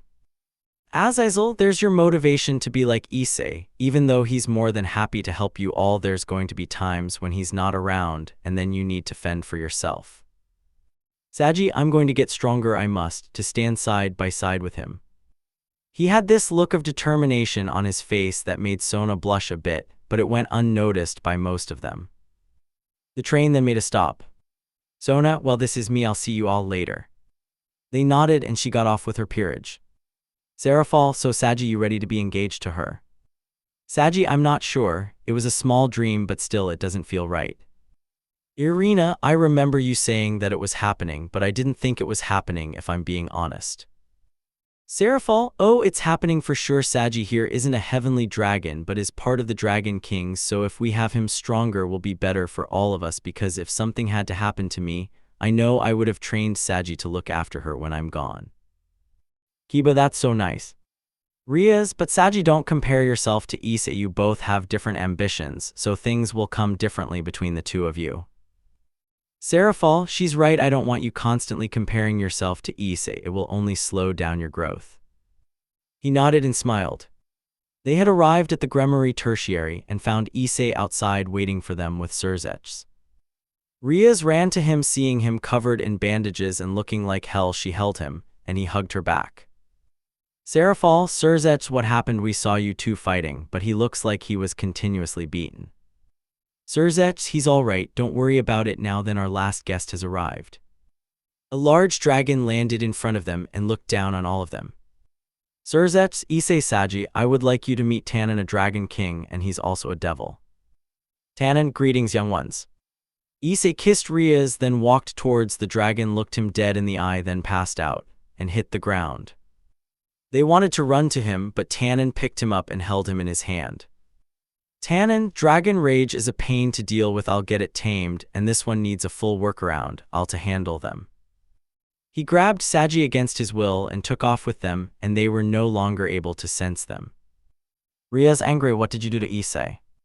Sirzechs, protecting all of you. His dragon rage has become uncontrollable since fighting Volley and Albion. He was going to lash out at all of you if I didn't beat him down a bit, and the fact he knocked out is because he drugged himself to make sure he goes, because he was fighting back the frustrations of a dragon. She was shocked that it got that bad and they didn't notice it. The others felt bad because their friend was hurting, yet none of them were able to help or even assist him. Azazel, alright, the rest of you, it's time to get to work. With Issei. They landed in the dragon territory and he dropped both, and Issei woke up from the fall. Issei, good, we hear. Saji, dude, are you alright? Issei, He was knocked down again and was repeatedly knocked down. It confused Saji to see his friend getting beat within seconds of being in a new place. Saji, oh, what are you doing? Tannen, can't you sense the rage inside him? It's not good for a dragon to stay angry. Bad things happen if we don't control it. Saji, he seems fine to me. Black lighting started spreading around him, and he slowly started to get up his aura, and anger spreading at a rapid rate. Tannen, your first test is to unlock dragon senses. Once you can feel the emotions coming from every living thing, then we can move on. He hit Issei deeper into the ground, and he slowly started getting back up. Saji, how do I start? Tannen, watch your friend get beat up and watch his emotional level and power level. They sometimes go hand in hand, and it becomes easier to read. Saji nodded, and Tannen kept fighting Issei with each hit and shock wave coming from both. Saji could feel the anger running wild from the Issei's body, and it was a lot to take it. The world changed around Saji as he could see the emotions of everything that was around him, and it was a shock seeing how easy it was to happen as well. With Issei, the anger was leaving his body, which was good. By the end of the day, Saji was used to reading emotions, and his smell and sight also improved. Issei was worn out and didn't have any fight left in him. He sat down with Tannen and Saji by the fire and slowly started eating. Saji, you seem better. Issei, yeah, tired though. He physically looked better, not as frustrated anymore, but looked ready to start fighting his battle. Saji, I'm sure tomorrow will be better, for both of us. Tannen, not in the slightest, we only getting started. He grinned at them and made them uncomfortable. They looked at him with fear and confusion. The next day, Issei was meant to start doing hard challenges to keep his mood in check and keep the flow of dragon rage. Tannen explained that he should picture it as a physical thing. He can manipulate it any way he wants to. So while he was working on that, Saji was forced to fight Tannen this time around. It didn't go well. Azazel even made a stop to check on their progress and was impressed. That night, Issei looked like he figured something out. While Saji was hurt, he had to fight the dragon alone. They sat around a fire and started eating something, resting for the day. Issei, Tannen, tell me something. Tannen, what is it? Issei, my balance breaker is different to Vali's and the white one. Tannen, Sirzechs told me you half dragon half devil, which is why it could be different, else it would be the same since both would have been 1/3 of 3 things such as dragon, devil and human, but your dragon rage seems different from what you have control of, seems to be greater than mine who's mastered it. Issei. Saji, so I'm going to be 1/3 of everything while Issei is only going to be half and half. Tannen, correct. Sadly, the human body has restrictions that limit growth for a longer period, but since Issei doesn't have that limitation anymore, that would restrain his body. Issei, so me getting freakishly strong so quickly is a given. Tannen, correct, but your limitation is such a simple one that it shows that you still have a problem. Issei, what is it, my slight overthinking, or the fact that I have unresolved issues with my biological family? Tannen, I do not wish to tell you, it wouldn't help if I did, but I will say this since it applies to both of you. An emotional dragon that can't get a handle on anything is dangerous. Saji, why are they dangerous? Tannen, alas, your half-human side is talking about if they are emotionally weak, they are easy to take down, am I correct? He nodded. Tannen, Issei, tell me, did you handle things with your parents the way you wanted or what fate wanted? Issei, fate. Tannen, how strong have you gotten since? Issei, I was able to handle 5% of my master's power. Saji, oh my god, I see it now. Your power reacts to your emotions. If they are left unchecked, they go out of control, and that's why it's dangerous. If the dragon, for instance, had to lose control, it would be near impossible to stop it unless stronger dragons take it down. Tannen, correct, young Drake. I suggest Issei you handle your issues and get some closure. It would be better for you and your new family. Issei thought about it and nodded, but the thought of going to that house and realizing he made a mistake was weighing heavier on his heart with each thought. He was then slapped, and he then looked at Saji, who slapped him. Saji, if you are having second thoughts about something, you are wrong. You have family and friends that care for you, and you have so much support, so be a man and face those fears in your head, man. Issei, says the man, scared to make a move on Sona. Saji, shut up, asterisk, chuckling. Tannen watched as the two made a few jokes, seeing the potential both have and how strong they will get in due time. Their training started to get easier with Issei slowly accepting his past to make a better future. He then started gaining a bit of a power boost, which was seen by both Tannen and Saji. Tannen knows this isn't dragon rage anymore, but a more advanced version of what he thought it was.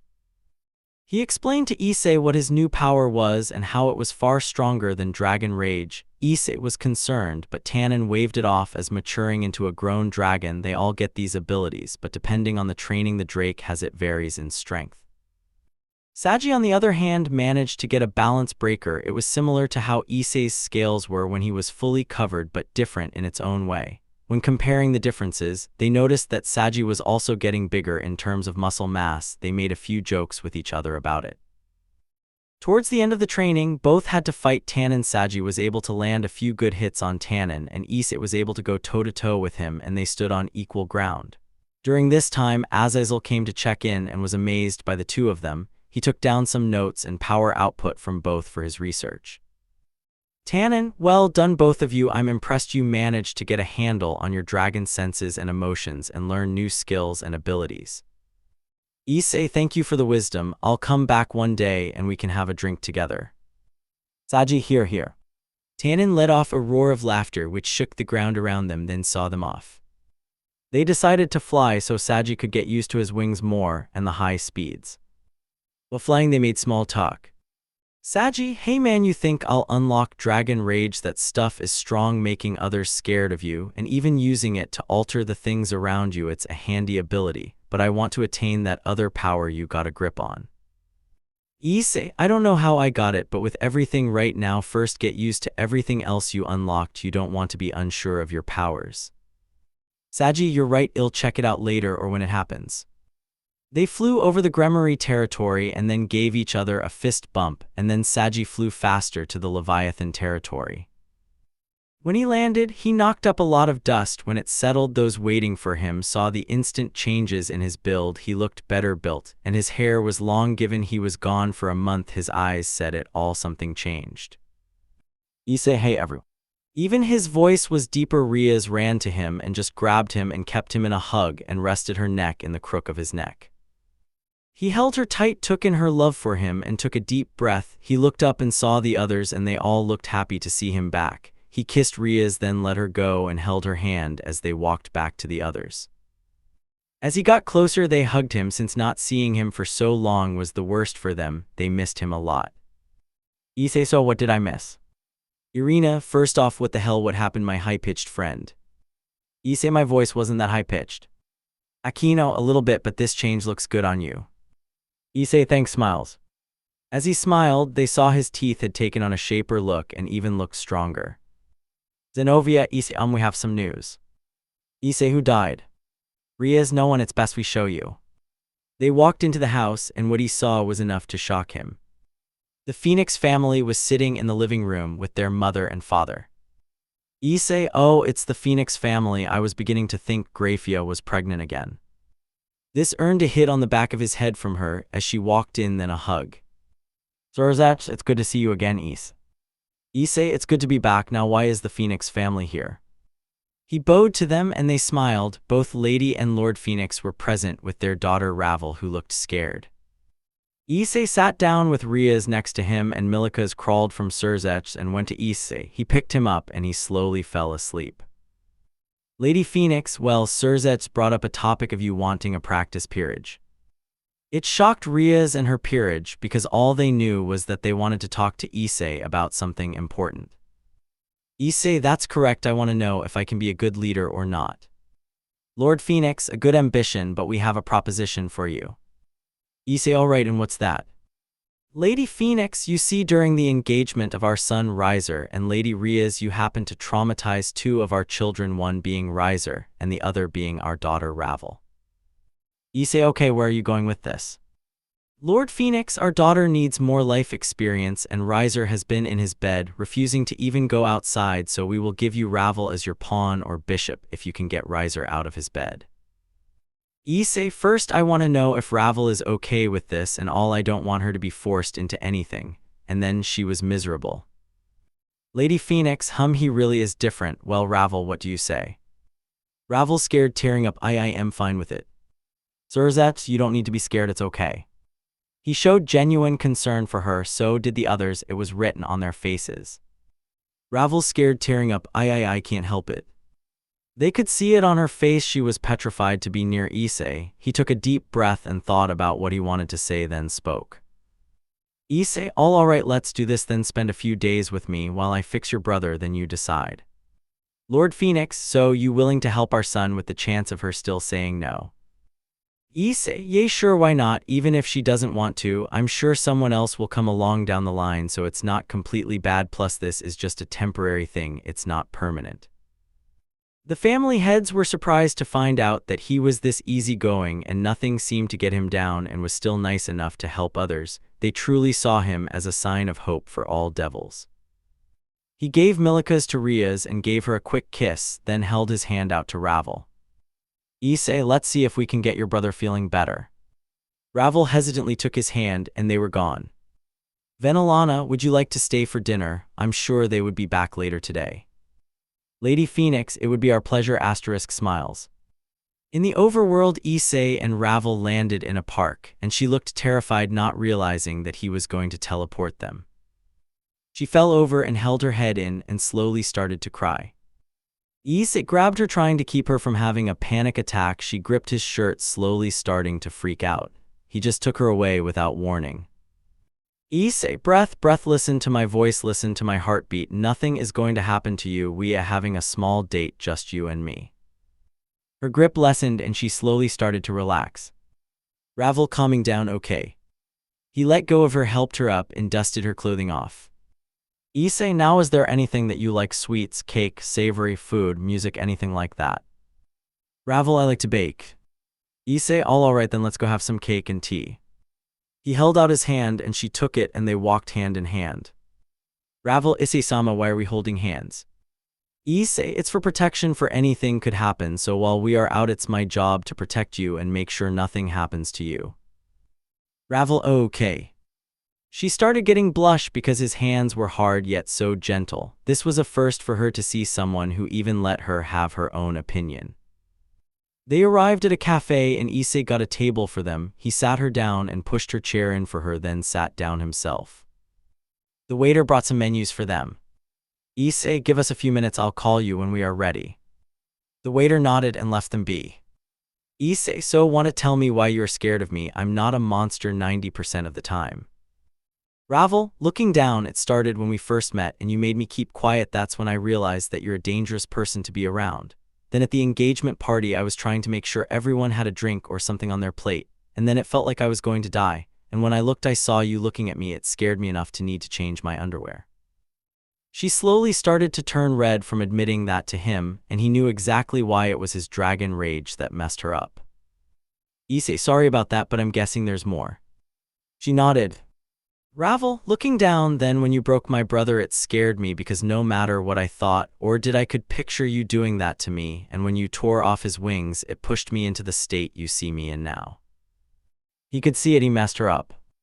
Issei, well, I apologize for that. The first time wasn't entirely directed at you and I was told to keep things in check, and at the party my friends were in a bad mood, and when I saw you my power leaked to scare you a little. Not that far, but I'm not apologizing for your brother and me throwing his wings at you. I'm sure you know that going into a battlefield like you did was dangerous. She nodded. Issei, now look at me in my eyes. She slowly looked up and she looked into his eyes and saw there was no monster in front of her.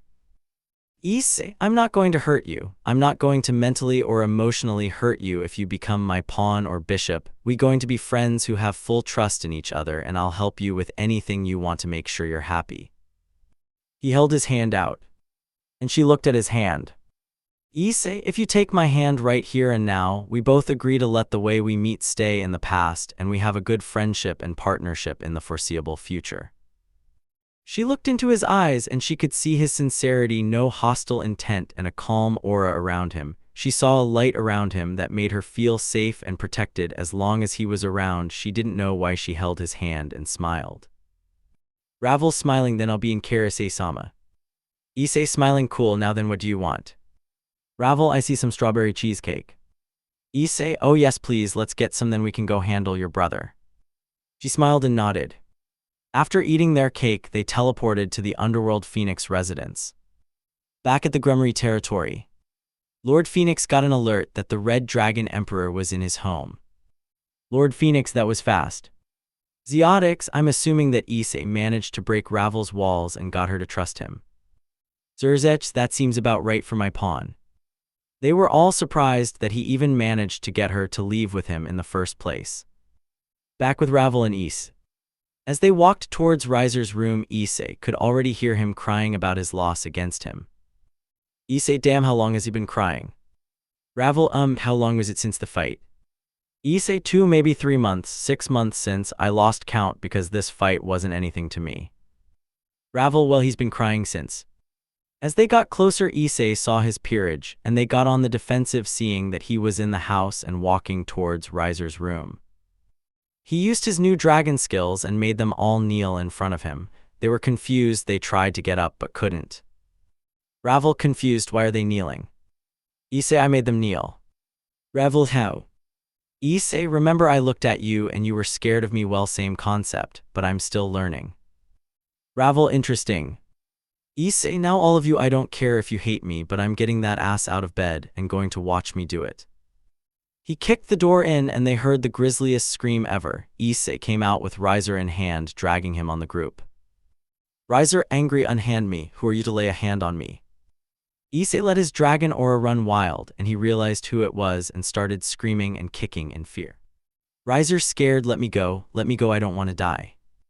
Issei, I'm not going to kill you. Look, your sister isn't even scared of me anymore. She's also going to be my bishop or pawn, I don't know yet. It shocked him when Issei said that. Even the Riser's peerage was shocked. Issei, now then it's time to get your sad ass out of whatever this is. It's pathetic that you let yourself get like this. Issei tossed him into the pool, and it fully woke him up.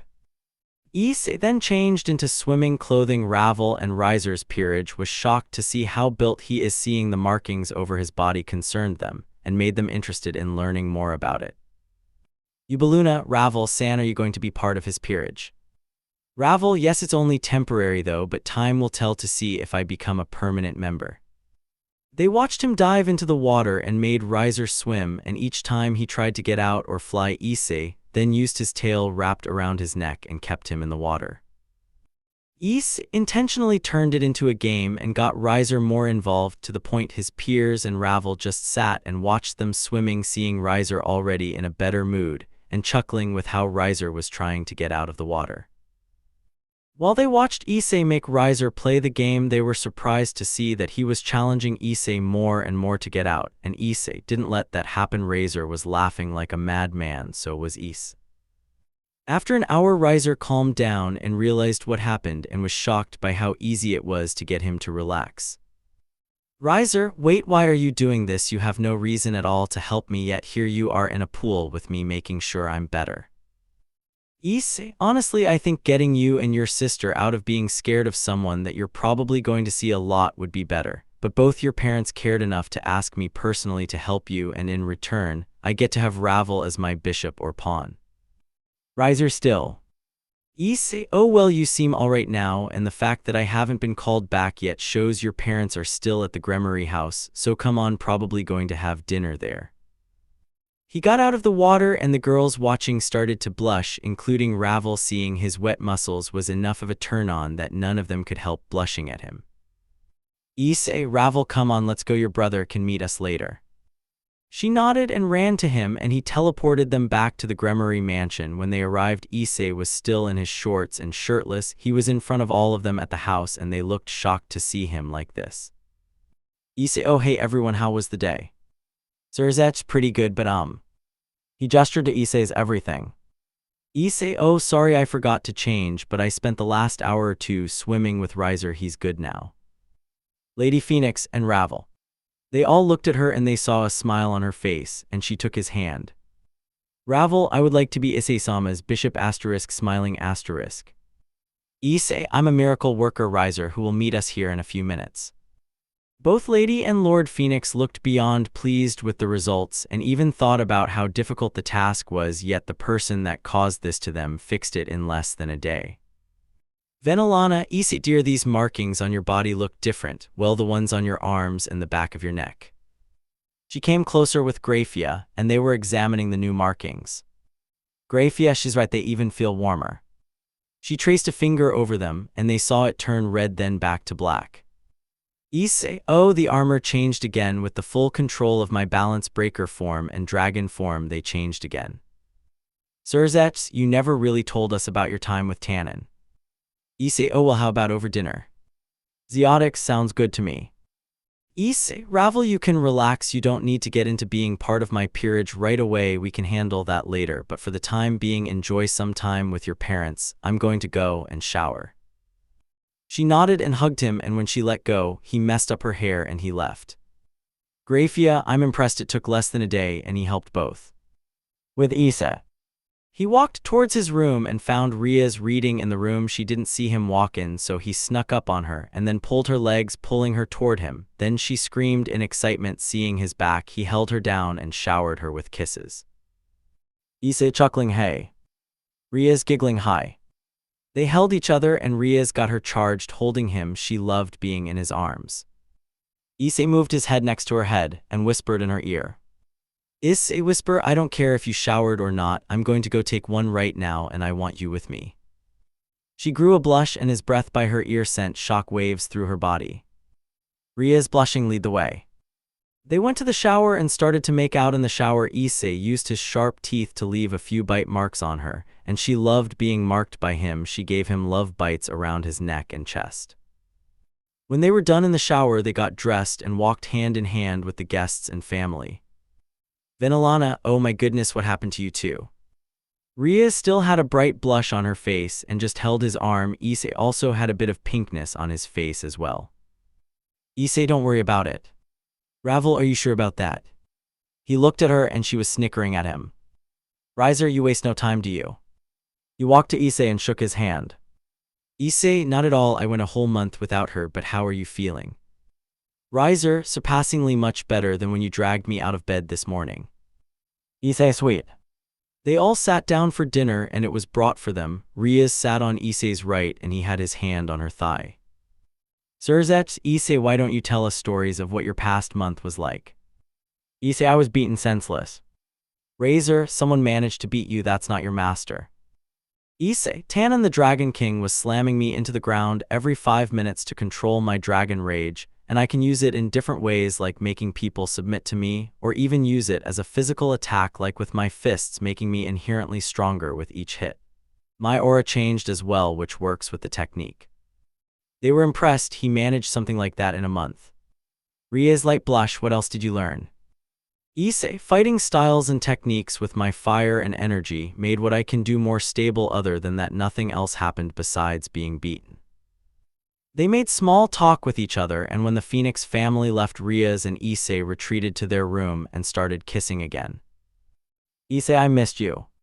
Riaz smiling, I missed you more. They started kissing again and slowly started taking their clothes off. It got more and more intense, and that night they went all the way to fully give themselves to each other. They felt nothing but love for each other at that moment, and they went a few rounds that night that was pure bliss for both of them. Issei had to admit it was way better than porn. The next morning they sat in bed cuddling each other. Riaz sat between his legs looking back at him with a smile on her face. Issei had his arm wrapped around her waist, holding her close and every now and then kissing her neck while they spoke. Riaz, I don't want to go see the elders today, I just want to stay in bed with you. Issei, I want you to stay as well, but sadly we both have things to do today. Riaz, but I don't think we're going to see each other till later tonight, maybe, I'm not sure how long either of us will be busy. Issei, fine by me, tonight's function is a celebration and Saji and I are probably going to be the talk of the whole night, so I need my queen to look amazing as usual. She smiled and giggled at him. Riaz, my king better not take too long today though. He kissed her and the two got dressed and went separate ways for the day. Issei went to Riaz's peerage in the overworld and they were busy having breakfast with each other. Issei, hey guys. He sat with them and they all greeted him. Issei, so how was training? Akino, eventful. Kiba, fast actually, with Irina and Zenovia both being sword fighters, it was pretty good. I was alone for a long. Irina, yeah, and when I wasn't training with my sword, I was busy with my sacred gear, and I figured it out well enough so I can use it a lot now. Issei, that's great guys, and you Kaneko. She looked down looking sad. Akino, I don't think Riaz told you, but she trained till she collapsed the day you arrived back. Issei looked at her and saw guilt on her face. Issei, something is bothering her, and Akino, I'll talk to them separately today. with Riaz and the elders. Both Sirzechs and Serafal were present, but Riaz wasn't alone. She was with another 3 people, those being Sona, her cousin, and another high-ranking devil from Ajika's family. Sirzechs, you know why you're here now, then let's get this meeting started. Serafal, indeed, you all have a lot of work ahead of you. With Issei, he was with Akino going for a walk around the park. Issei so spit it out, why do you look bothered? He saw that she was a bit taken aback that he figured her out that fast and decided to speak. Akino, it's my fallen side, I don't want to use it because it means I've accepted my father. Issei, is that so bad? Tell me what happened between you and him. When you first told me about your past, you seemed distant, almost like you were hiding something. She nodded in response and then spoke. Akino, my father is the reason I don't have my mother anymore. She was killed by one of his enemies and they nearly killed me. But he was too late. He promised he would protect us, Sniff, and he didn't. He let my mother die and I'll never forgive him for it. I hate him because of it. She started crying. He brought her into a hug and let her cry into his chest. The way she gripped his chest was all the proof he needed to see that she never got over this and still hurts her to this day. He held her tight and let her feel comfort in his arms. He kept quiet while she cried and gently stroked her head. After a few minutes, she calmed down, but he didn't let her go, and neither did she. Issei, you okay? She didn't say anything, but felt her head move side to side instead of up and down. Issei, listen to me. I think you've needed to hear this for a long time. I believe your feelings are valid enough, but with how you're going about it is all wrong. When you first showed me that you're both half fell and devil, you said you're a disgusting half-breed, which is stupid. You're a beautiful woman, who's strong-willed and one of the nicest people I've met. I'm surprised that you haven't used your abilities more and show it off. It's one of the coolest things that I like about you. You don't need to start now, you can take your time with it, but being you is one of the best things you can do. Don't try and be something you're not, and if you need a shoulder to cry on, you got me. You don't need to go to Riaz, and I won't tell her a thing unless you want me to. Akino tightened her grip on him and looked up at him, and he saw a smile on her face. Issei, see, there she is, asterisk, smiling, asterisk. Akino moved closer, then gave him a kiss on the cheek and smiled. Akino, thanks, don't think into the kiss, it's a platonic one, asterisk, smiling, asterisk. Issei chuckling, all right then. He then let go of her and she sat up right next to him but still leaned on him. Akino, let's go see if Kaneko is okay, I'm sure she needs this like I did. Issei, yeah, you're right, but I'm willing to let you have this for a few more minutes. Akino, then I'll abuse it as much as I can, asterisk, warm smile. She rested her head on his chest and just relaxed a bit while she held him. They walked to Konk's room and found her looking sad on her bed. She didn't move much, and she didn't notice them walk into her room. He came closer and lifted her face towards her, and she was snapped out of her daydream and saw Issei standing in front of her with Akino behind him. Akino, this looks like it's going to be something that she's going to want to keep private. I'll leave you two alone. I'll tell Riaz if she comes back. Issei, okay, I'll see you later. She smiled and nodded, then gave Issei a quick hug, then left. Once Akino left, he got comfy next to Kaneko on her bed and she just sat next to him and took his hand. Issei, want to tell me what happened? Kaneko, I don't know. Issei, don't know if you can tell me, or you don't know why you did it. Kaneko, both. Issei brought her to lay next to him and she clung to him just as hard as Akino did earlier. Issei, Riaz, I love you, but your peerage needs a lot of help from you. Well, just talk, I'll listen. Kaneko, you see, I'm a Nekomata. Issei. Kaneko, years ago my older sister killed my old master and she became a stray. No one knows why, but she left me alone and I had no one. I refused to use my Nekomata powers, and then one day Sirzechs found me and he gave me a home. It's how I joined Riaz's peerage. She gave me the name Kaneko because I didn't like my old one. It reminded me too much of my sister. She just held him and he comforted her. He could feel her shaking at the mention of her sister. Issei, if you're scared of your sister coming back, I'll be there to protect you. I'm sure she's still alive, right? He felt her nod. Issei, I'm not going to force you into using your powers, but it's something you can't also run away from. It's what makes you who you are, and if you want someone that will always be there for you, then you have it. If it's not Riaz, then it'll be damn sure to make sure you smile. Kaneko felt comfort and love from him, and she found something she'd been waiting for years now, sibling love. He just held her and she got comfy. Issei, hey, what was your first name? Kaneko, Shiren. Issei, it's a nice name. I do like Kaneko more though, but you said you're a Nekomata, so does that mean you have cat ears? Kaneko, Issei, oh man, I bet you look so cute with them.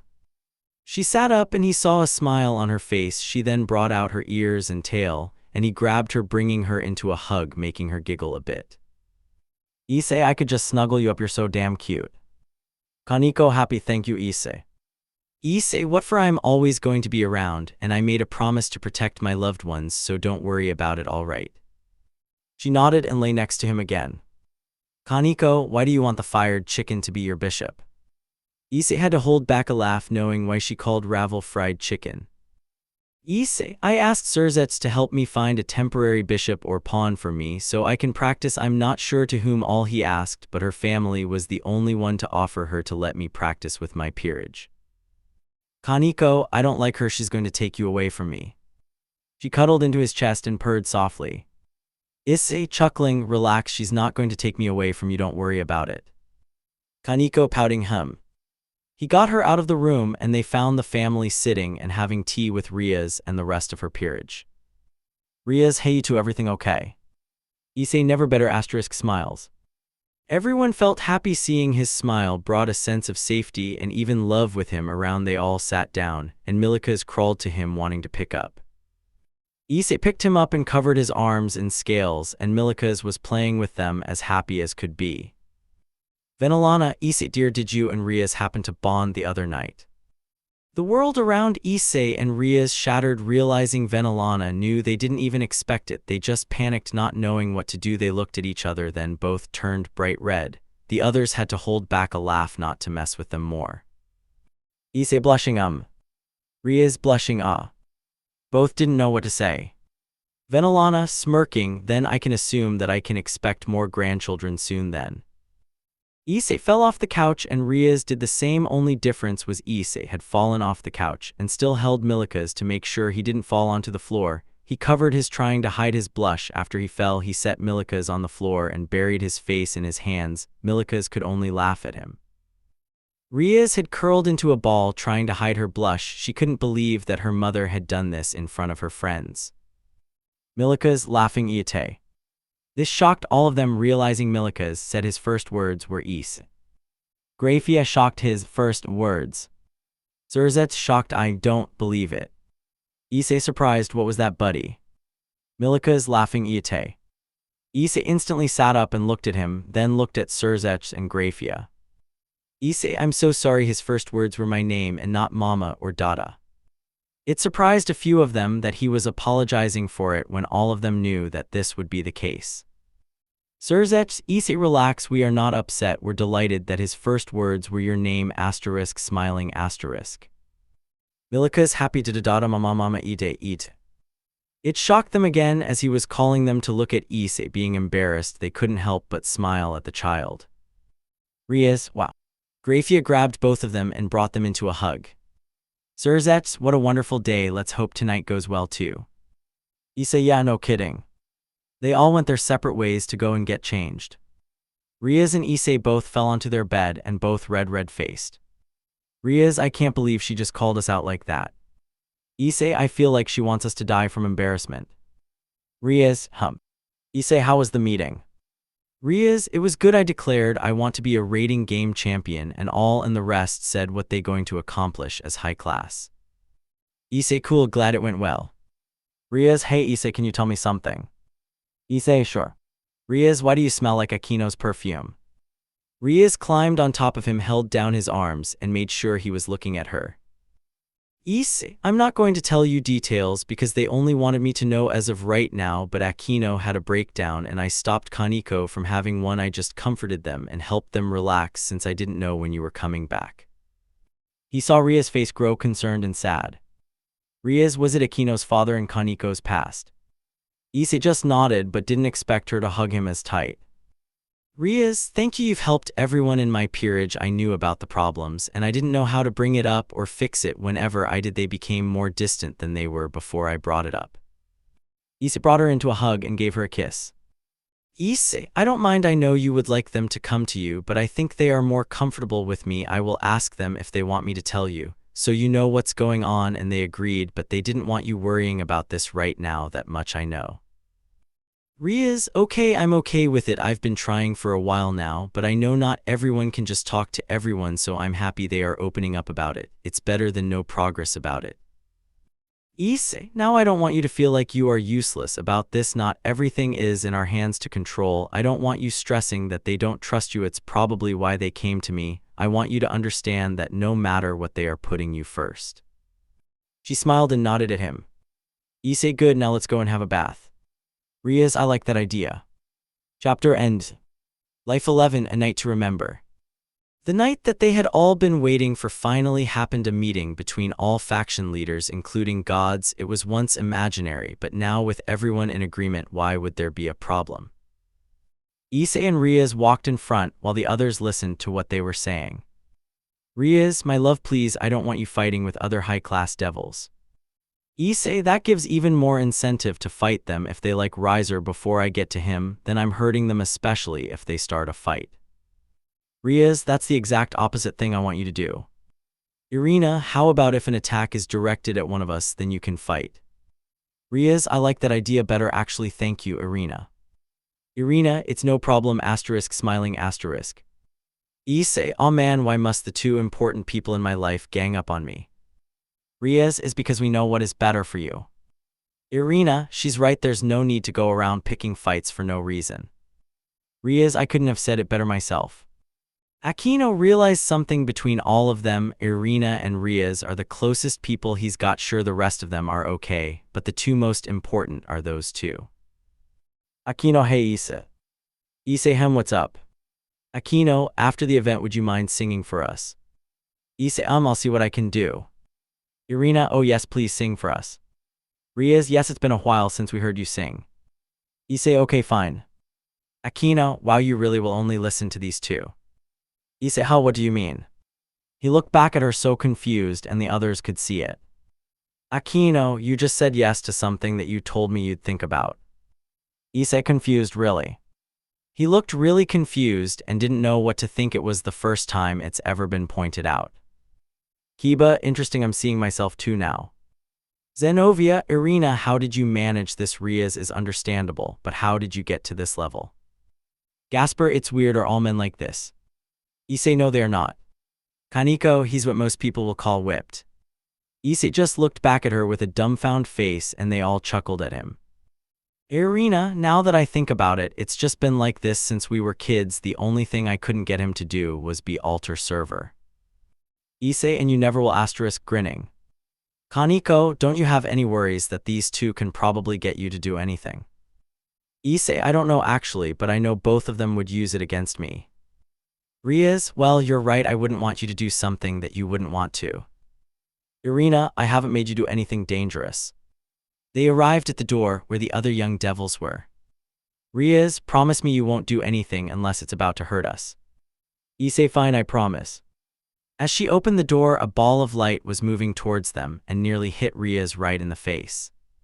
He deflected the attack with his arm and saw two devils fighting. He rushed them and held them against the wall, slowly leaking malicious intent. It shocked the rest of the devils, wondering who he was.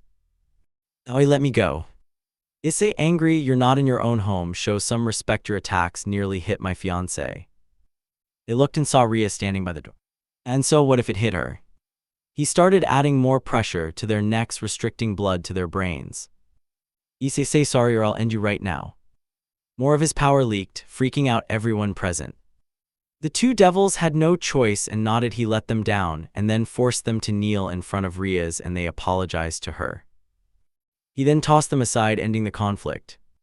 Now that's someone worth fighting. He looked behind him and saw a muscular man walk up to him. Ria's, issue, I'd like you to meet my cousin Sergeorg Bale. Issei, oh cool, nice to meet you man, I'm Issei Bale. When he said this, it shocked almost every devil in the room. They instantly turned their heads to look at him. Sergeorg, indeed, I know how you bear the name Bale, and you seem to be a good fit, Red Dragon Emperor. Again, every devil was shocked that someone so strong was here and that he was engaged to Ria's on top of it. Issei, for real, I thought you would have an issue with me being adopted into the family. Sergeorg Aunt informed me about it. Since I am the next heir to the throne of Baal, I allowed it given circumstances, but it's nice to finally meet you in person. He held out his hand and Issei grabbed it, making a loud clapping sound that sent shockwaves through the room. Issei, dang man, you do lift. Sergeorg, how much are you at yet? Issei, around 190 kg. Sergeorg, not bad, I've recently just hit about 200 kg. The two just kept talking about working out, walking away, leaving and ignoring the others around them, confusing the rest of the group. Ria's confused, what the? Some other well-known devils came to her and her group. Sona, I'm not seeing things, am I? The two strongest devils here are hitting it off this well. Ravel, so I'm not the only one. Riser, perhaps it's a good thing they don't want to fight. Saji, oh well, that dragon can handle himself. Riaz and her peerage were confused seeing Saji. He looked like a different person almost altogether. He looked more serious than he normally would look, his hair longer, and his eyes matched Issei. They were ready for anything on top of his new attitude. Akino, Ara Tilda, how is Sona keeping her hands off you? Saji, you look amazing. He could only smile and Sona blushed. Saji, well, I don't know, but I mean when I got back, she gave me a nice hug, grinning. Sona blushing, keep quiet. She grew a small blush and fixed her glasses behind her back. Her peerage couldn't help but have a bit of a chuckle at their king's antics. Riaz, but really though, Tannen worked wonders on the both of you. You both look amazing. Saji, oh, you too, kind, smiling. Tsubaki, Riaz-sama, what are the marks around your neck and a bit around your chest? On closer inspection, one could see the bite marks and even hickeys left by Issei. Riaz started turning red and Akino spoke for her. Akino, holding back a laugh, why don't you ask her lover? He's the one who gave them to her. Riser plus Ravel, holding back their laughs, they've been busy. The two siblings came back to the group, greeting them all. Saji, dang, when he said he's going to mark you, I didn't think in the literal sense. Sona, what do you mean, Saji? They all turned to him looking a bit confused. Saji, those bite marks show other dragons she's off the market, and if anyone touches her that he doesn't like, they're dead and he'll kill them. The same would go for me, but it shouldn't bother him if I'm just talking. But he'll be watching. They looked to the side and they could see Issei was facing them while talking to Sergeorg and making glances at them every few seconds. Zenovia, does Sona-sama have any markings yet? This caused a few of them to start giggling at the question. Saji, no, not yet. He tapped his chest to stop talking. Ravel, interesting, but can someone tell me, what are the markings on the Issei-sama's body? Akino, oh, you saw them. Ravel, yay, he was swimming with Ani-sama and we saw them. Even Ani-sama's peerage is interested in what they are. None of us have seen something like that before. Saji, oh, that's easy on, it's his dragon markings. They change each time he gets stronger or when he changes the look of his scales for protection. I'm getting a few myself. Look. He showed them his forearm and they looked like when they first noticed Issei's markings, but much lighter. Saji, the darker they are, the stronger the defense or magic condensed is in said area. Irina, newts are pitch black. Saji, exactly, which is why he's so strong, and with that Zetan of his he's an even bigger monster now. Riaz, his what? Saji, his dragon rage, which is something all dragons get turned into something else while still being linked to the rage setting, is a stronger condensation of his alibis compared to the dragon rage. Riaz noted. The night went on as planned and all went smoothly. Then the Norse gods arrived. Issei noticed the man and he had a similar scent to Akino, but not the same. He figured this was her father. He saw Akino and was going to walk to her, but then intervened on her behalf. They all saw it, but only Riaz and Akino had any idea to what he was doing. Issei, hey, you're Barakil, right? Barakil, yes, that's right. Red Dragon Emperor, what can I help you with? Issei, nothing in particular, but I want to chat is all. Barakil, but what about? Issei, well, I can see you want to go to your daughter, and I just want to say don't right now. It's going to make things worse between you two right now, and I'm back at square one with helping her. Barakil, I see, thank you, young lad. Issei, it's no problem, I'm sure she'll come around with time, but not right now, things just started. He nodded and patted him on his shoulder. Barakil, do you mind handing this to her for me? Issei, depend, what is it? Barakil pulled it out of his pocket and placed it in Issei's hand. It was a beautiful hair clip that would go well with Akino's hair tie and would make her eyes pop more. Barakil, it's her mother's hair piece. It's all I have left of my wife, but I want her to have it. I've known for a while now she hasn't had anything of her mother to remember besides memories of their time together. Issei, alright, I'll sort it out. Barakil nodded and walked back to Odin, who was talking to Sirzechs and Azazel. Issei made his way to Akino and Riaz, who were watching but couldn't hear what was said. Akino, a bit irritated, what did he tell you to tell me? Issei, nothing actually. They looked at him, confused. They then looked at each other and then back at him. Riaz, what did you tell him to go back to Odin? Issei, she's going to hate him more if he talks to her right now, and he backed off.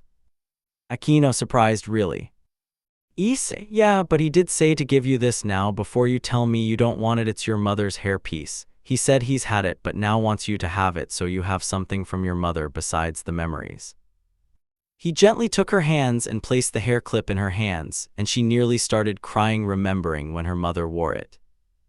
Issei, remember what we spoke about slowly. She nodded and hugged him. He brought her into a hug, and Riaz smiled seeing her best friend slowly getting better. When she let go, she kissed him on the cheek again, and Riaz looked shocked. Akino, relax, it's a platonic kiss, it doesn't mean anything. Riaz, squinting, I'm watching you. Issei, relax babe, nothing is going on.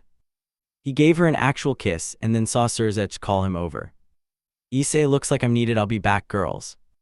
They nodded and watched him walk to Sirzechs. Riaz, I must say it's a beautiful hairpiece. Akino, She could only smile at it, remembering her mother. With Issei as he was met by Sirzechs. Issei, what can I do for you? Odin, this music is so boring, can you spice things up for me young lad, I want some excitement. Issei had to hold back a laugh because Odin and he were thinking the same thing, the music was boring a bit. Issei, sure, what do you want? Odin, something about girls. Issei, alright, I can do that. He walked to the stage, pulled out his keyboard, and sounded bored. The other devils looked confused as to what he was doing. He walked to the microphone. Issei, okay Lord Odin, enjoy. https://youtube.b/rbtpxflzlhg. They were all surprised. He sang and rapped, danced the way he did. Riaz could only blush as she realized he was singing about her. Akino, Ara tilde, look at him go. Riaz, blushing, I'm going to kill him for this. A lot of the guys cheered for the song, while a lot of the women had a lot of thoughts about it. Odin, lad, I very much enjoyed that, can you do another? Issei, yeah, but a different one that I think could work better. https://youtube.b/zr5gj. They watched him sing and dance, for all of them receiving cheers from everyone. He noticed Kaneko running outside towards something. He walked off stage and then went after her. Riaz saw this and went after him. Kaneko had walked into an elevator, and just as it closed, Issei got there. Issei, dang it, where are you going? Riaz, Issei, what's going on? Issei, I don't know, can you run in those heels? Riaz, yes, I should be okay. Issei, then let's go, I picked up her scent. Riaz nodded, then they got outside and followed it. With Kaneko, she was running in a straight line looking for something. She then stopped and looked up. Her heart started racing. The last person she ever wanted to see was sitting right in front of her with a smirk on their face. Kaneko, getting agitated, what are you doing here? Is that one way to greet me? I mean, it has been a long time since I last saw you, sister. Those words didn't sit well with Kaneko. She could feel her anger rising in her body. Kaneko, what do you want, Kuroka? The woman known as Kuroka smiled and licked her lips, adjusted herself in the tree, and looked at her little sister. Kuroka, smiling, I'm here to take you with me, of course I want my little sister with me. The world around Kaneko shattered. The feeling of being taken away from her friends and a new family was the worst thing to imagine. Kaneko, no, I'm not going with you. I have a life here. I'm not leaving it to go with a murderer. Kuroka, ouch, you really will call your family that? She had an angry face and her magic started to spike, making Kaneko take a step back, not ready to fight her sister. Then out of nowhere, a ball of fire was shot at Kuroka, knocking her out of the tree. She looked back and saw Issei and Riaz running up to her.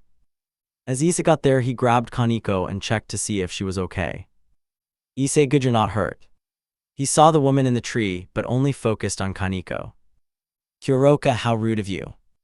A magic beam came towards them and Issei just slapped it out of existence and his Zeton started spiking. Issei, you two stay back. Kaneko, you don't need to worry about going anywhere. You're staying with us, that much I can promise. She started to tear up because Issei was really willing to do anything to keep her with them. Kuroka, looks like we have a strong one here. No kidding. A familiar face landed next to her. Issei, where is he, Biko? There was a serious look in his eyes, so much so that if looks cool kill, he would have killed them already. Kuroka, you mean volley? Hess not coming, not today, he has something else he wants to do. She launched another attack at them and Issei slapped it away, then he did something that even surprised Riaz and Kaneko. His aura turned bright red, then he looked at the two in front of him. Issei, kneel. As he spoke, they forcefully went to their knees. They all looked confused as to how he was doing this. Issei, arm break. A snapping sound came from Kuroka's arm. She screamed in pain, but couldn't even run from it. Issei, why are you here? He was cold. Riaz and Kaneko was shocked to see how violent he got. Kuroka, trying not to cry, I don't need to tell you anything. Issei, arms break. Her other arm broke along with Biku's arms, and they screamed in pain. Biku, oi, stop breaking our bones. Issei, you think this is time for jokes? We worked hard for 2NGIHT to happen, and you must be crazy if you think I am just going to let you ruin it. Kuroka, crying in pain, someone is going to attack the leaders. We don't know who. Our job was just to get you and the redhead away from the venue. Issei turned full dragon and roared at them, blasting them away. He grabbed Kaneko and Riaz and flew back to the venue, breaking through the window. A few minutes before, everyone was talking about Issei singing and how questionable the first song was, but the second one was enjoyed. Then the atmosphere changed, and something felt wrong. A man came out of a portal in the middle of the room, and they were all surprised to see him floating there. Odin, Loki, what are you doing here? Loki, to stop this farce of an agreement. We are gods. We don't need to agree with anyone. We are stronger and better than everyone here. Sirzechs, family problems, huh? Odin, looks like it, same problems. Sirzechs, similar. Mine will be stopping this though. Azazel, you have a lot of faith in the kid, I'll give you that much, but I'm one to talk. I have trust in the kid too. Michael, I agree, brother. I wonder how events will look after this. Odin, Loki, go home. This doesn't concern you. Loki, concern me. This is my future, not yours. He opened a portal and a large wolf came out of it. Loki, go, my son, show them who's the stronger. Fenrir. The wolf looked at the leaders and then growled and made its charge towards them, but Fenrir was struck by lightning. Akino, angry, I won't let you ruin this function. The wolf charged towards her and Barakiel ran to her aid, but the window shattered and Issei kicked the wolf in the head, sending it into the wall. He then let down Riaz and Kaneko. He looked at Akino and patted her on the head, then stepped forward ready to fight, and Saji followed. Sirzechs, Issei, do you want to handle this, or do you want help? Issei, keep others safe, I'll handle them myself. Saji, let's see how well our power has come. Sharp grin. Issei, you got that right, sharp grin. Loki, and what are you, child? Your strength may be plentiful, but there's no way you can handle two gods. Issei, grinning, watch me. He picked up Saji and threw him towards Fenrir, and he used his absorption line to wrap around his neck and flung it towards Issei and rode on its back. Issei punched it hard enough to send it flying. He caught Saji then. He set his arms on fire. The fire went from red to black, confusing a few people. Then he disappeared, then repapered by Loki's head, then hit him hard enough to make a loud smack, hitting him down to the ground. The onlookers sucked in air from their teeth when the hit collided. He then continued his attack, hitting Loki multiple times into the ground, not giving him a chance to breathe. Fenrir then came running to bite him, but Saji attacked it and spread his poison, slowing down the wolf. He brought out his tail, wrapped around its neck, slamming down into the ground, keeping it there. He started adding more and more poison, making it look like acid to his attacks, severely burning the wolf. Issei's fists were embedded with his Zeton and fire. With each hit, he was slowly cracking Loki's skull. Loki, enough. He pushed Issei back enough to get to his feet. He was severely burned, and there was a large burn around Fenrir's neck from the poison. Loki, this isn't the end of this. He was getting ready to strike Issei, but Ajuka trapped Loki and Fenrir. He teleported them away. Issei was ready to teleport, but he was stopped when he felt a tap on his shoulder. Sirzechs, relax, we're going to get him. Issei nodded and took a knee then and released a lot of steam and smoke from his mouth. Saji dropped his scales and came to check on Issei. Azazel, all right kid, explain what the hell happened. None of the other users have been able to do that before you. To Blondie, you two have changed. Sona was impressed by Saji fighting and managing to keep up with a god killing and Issei in his own respective right. She realized she held him back more than she realized. Issei, tired? You see, I was using dragon techniques and only dragon techniques. Saji, which is why you're tired, dumbass.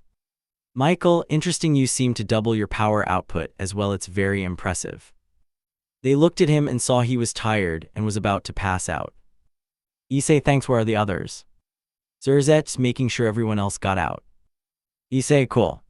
He fell over and passed out from exhaustion. Sirzechs and Azazel came to come and help him up.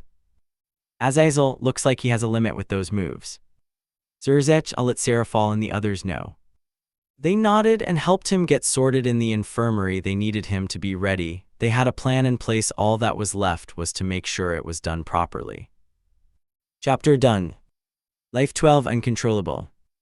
After everything had calmed down a bit and the adrenaline had left everyone's bodies, Riaz came to the infirmary to sit with Issei. She didn't say anything, but she sat with him to make sure that he was okay. They were told he passed out, but they didn't expect him to be this deep in sleep that they couldn't wake him up. It worried some because they needed to go get Loki. Ravel, are you sure you think to go without him? Riaz, we have no choice. They all looked at him one last time, then went to Sirzechs to be told what the plan of action was and how they going to handle it. The thought of going without Issei weighed down on all of them, but it needed to be done. Sirzechs, are you sure you can handle it? Riaz, with our training I'm sure we can handle this. We may not be as strong as Issei is, but we are more than capable of handling Loki, I'm sure of it. Sirzechs, then I can't stop you if you have that confidence. I'll send Issei as soon as he wakes up. Sona, that's plan B if it all goes to hell.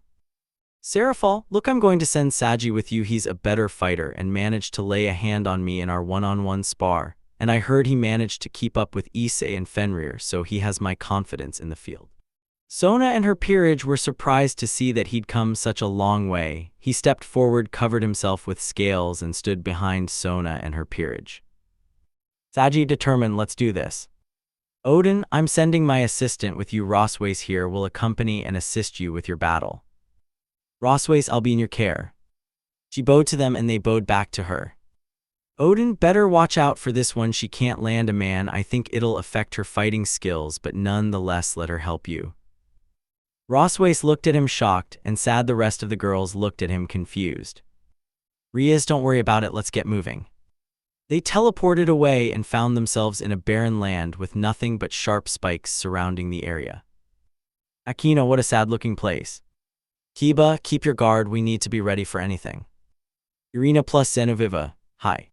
They then walked around about. Then out of nowhere a beam of magic came rushing them. Saji jumped forward and absorbed the attack and sent it back with double the speed and damage, destroying the spot where it came from. They saw Loki floating in front of them with a grin on his face. Loki, it's this dragon, how irritating, but the other one doesn't seem to be here. Lucky me then, they only sent the brats, nothing I can't handle. He opened a portal and a massive serpent came out and a large dog with burn marks around its neck. Riaz, be ready for anything, we need to hold out for as long as we can. They all nodded and charged their magic. The serpent came fast at them and Aquino struck it with lightning. It was the biggest one that she'd made. They split into 3 groups. Sona and Riaz went for Loki with the help of Irina. Kiba and Saji led the charge with against Fenrir with Sona's peerage and Zenovia backing them up. Aquino and Tsubaki led the charge with Serpent with Kaneko, Gasper and Rosways assisting them. Kiba and Saji. They looked at each other, then nodded and sped off towards thee and made an attack, followed by Zenovia striking its head. Sona's peerage used their magic to teleport Saji, Kiba and Zenovia fast enough to assist them with attacking the large dog at high speeds and keeping them healed and defended at the same time. Saji's sails slowly started to become sharper and he was increasing his speed. They were shocked to see his magic interfering with theirs. They started to realize with each slash he was making, he was increasing his magic and power. Again, they were slowing him down. Aquino and Tsubaki. The two were in the air. Aquino then shot a large bolt of lightning towards Tsubaki. and she used her mirror to send it back at the serpent, doubling as it hit it as the bold finished Kaneko went for its head and gave it a hard spin kick which kicked it closer to the group, where Roswace used her lighting magic to shock it again. It moved to try and snap at the girls in the air, but Gasper froze it and Roswace managed to land a good hit on it, hurting it a bit and cutting the underside of its mouth. Riaz and Sona. They speed forward and Riaz sent off an attack followed by Sona. Loki dogged the first one but didn't dodge Sona's water attack, blasting him hard enough. Loki made smaller demons to attack them, and Irina managed to slice them apart with a holy devil sword which took them all out. Riaz followed with a gatling of balls of destruction to distract him and give Sona a better chance at hitting Loki. He looked at the damage on his arm and then started grinning. Loki, maybe you three could take me in a fight. Kiba and Saji. They were cutting Fenrir up, but then it gave off a massive howl which pushed them all back towards Akino's group. They looked where Fenrir was running to and saw it was making a beeline towards Riaz and Sona. As they turned around to see the dog, it was too late to make a run for it. As it was about to crush them, a purple and red flash appeared in front of them both. Everyone was surprised to see that Saji and Issei had made it in time to save them. They both held its jaws and Issei's eyes started releasing fire, and he was slowly lifting the dog's mouth away from Riaz and Sona's with the help of Saji. Riaz plus Irina shocked Issei. Sona shocked Saji. When did you? The two ignored those behind them and started to lift the dog by its teeth. They screamed and tossed it away from all of them. Issei boosted his power and touched Saji, and they heard the voice transfer. His hair started standing on end and he grinned, his scales turning pitch black from the poison running around them. Scales. Issei released his limitations and his body burst into flame. His scales spread and dark red lighting arced off his body. Everyone looked at the two with shock and surprise, seeing their power rise this much. They burst off in two different directions, leaving a red and purple streak. They went for the serpent and Fenrir and killed them at the same time. Then Issei pointed at Loki and the two burst off. He looked into Loki's eyes and his dragon aura spread larger than they had ever seen. He covered everything. They could feel his anger as it spread past them. Kiba, get off the ground. He screamed, feeling the heat rise dramatically from the ground. They flew up and got off the ground. Issei Secret Arts Inferno. Saji Secret Arts Plague.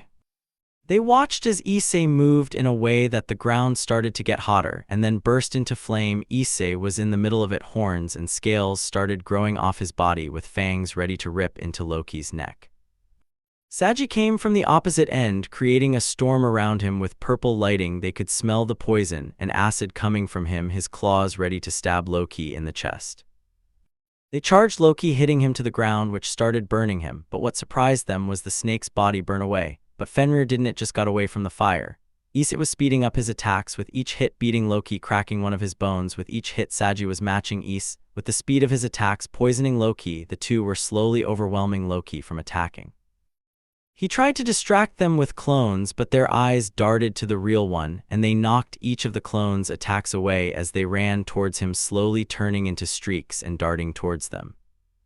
Then Loki used wind magic and pushed the two back, flying through a few hills, finally stopping in a wall. Loki, IMG tired of you. Issei pulled himself out of the wall and started running, charging towards Loki. He was dogging every one of the attacks, cutting them with his swords, but he didn't get far as a large spike shot through his chest, shocking everyone. Riaz, Issei.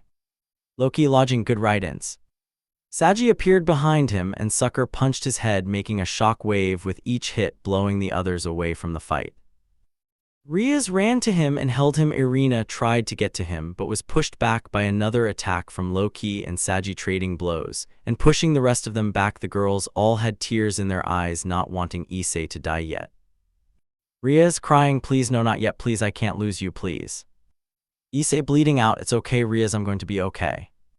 Riaz was trying desperately to stop the bleeding, but yet it was no use. The hole in his chest was too big for her hands. Issei dying, remember, no more sad tears, only happy ones. He went cold, dying from bleeding out. He dropped his swords and his scale sword was slowly breaking away. Ria's heart sank. He died in her arms. She held his body and cried the headrest she's ever cried in her life. Her magic power started flaring around, breaking the earth around her. Loki, laughing, that's what he gets for thinking he can fight a god and win. Death is your outcome. The others were in shock, they all didn't know how to react. Aquino flew up and showed Loki with a lighting barrage, followed by Irina, Kiba, and Zenoviva with a three-man strike which slashed him a bit, but it wasn't fatal.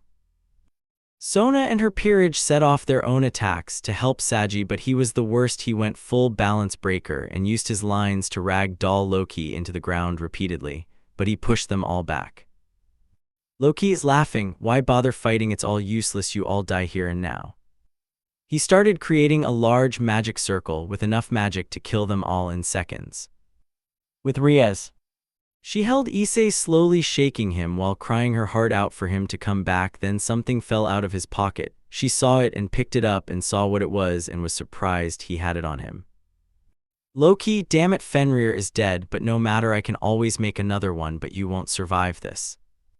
Saji stopped in his tracks and blood started shooting out of his mouth. Sona ran to him to make sure he's fine, but he was definitely out of the fight. They all looked concerned for him, but other matters were still informed of him. Saji, tired, shit, I am out, sorry Is. Loki, die. He added more power and was about to launch it at them when they saw a red streak attack him and break the magic circle, and they saw a figure land in front of them with two swords. Issei, sorry about that, I wasn't thinking straight. They were happy to see him alive. Loki, confused, but how I saw you die. Issei, I need to thank my friend Ravel, she's really a lifesaver with the phoenix tears. He tightened his grip on his swords, covered them with fire, then covered himself with fire. His Zeton started leaking more, and it was almost suffocating. They watched as his scales went pitch black and red lighting arced off his body.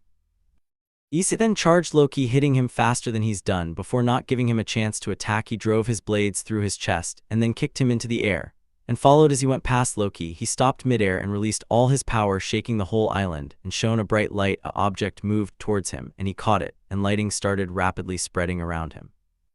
Rosways lured Thor's hammer. They all looked shocked to see he had used it when no one can just use it. He used its momentum to hit Loki into the air, then back down, channeling its lighting, and knocked Loki towards the ground, hurting him so badly he couldn't get back up.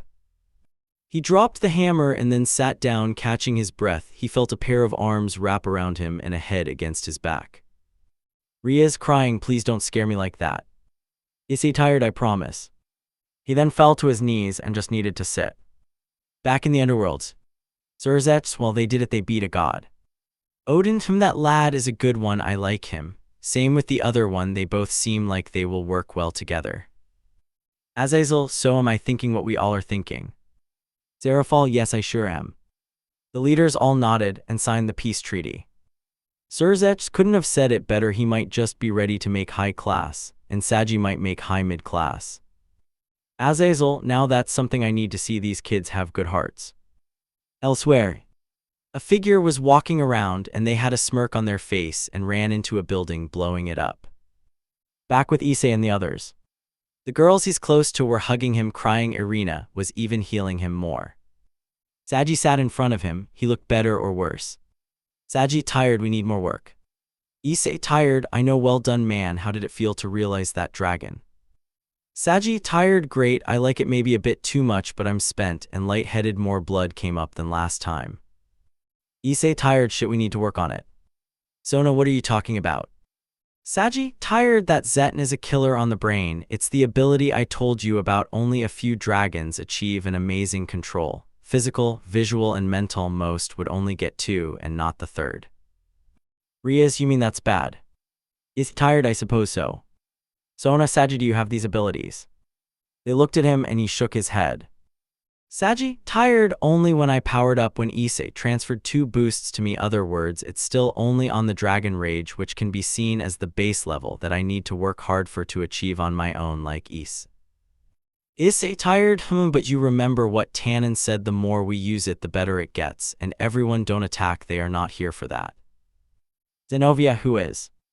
They turned around and saw Vali, Kuroka, and Biku busy taking Fenrir's body away. Vali made eye contact with them and disappeared again. Issei, let's go home, it's been a long summer.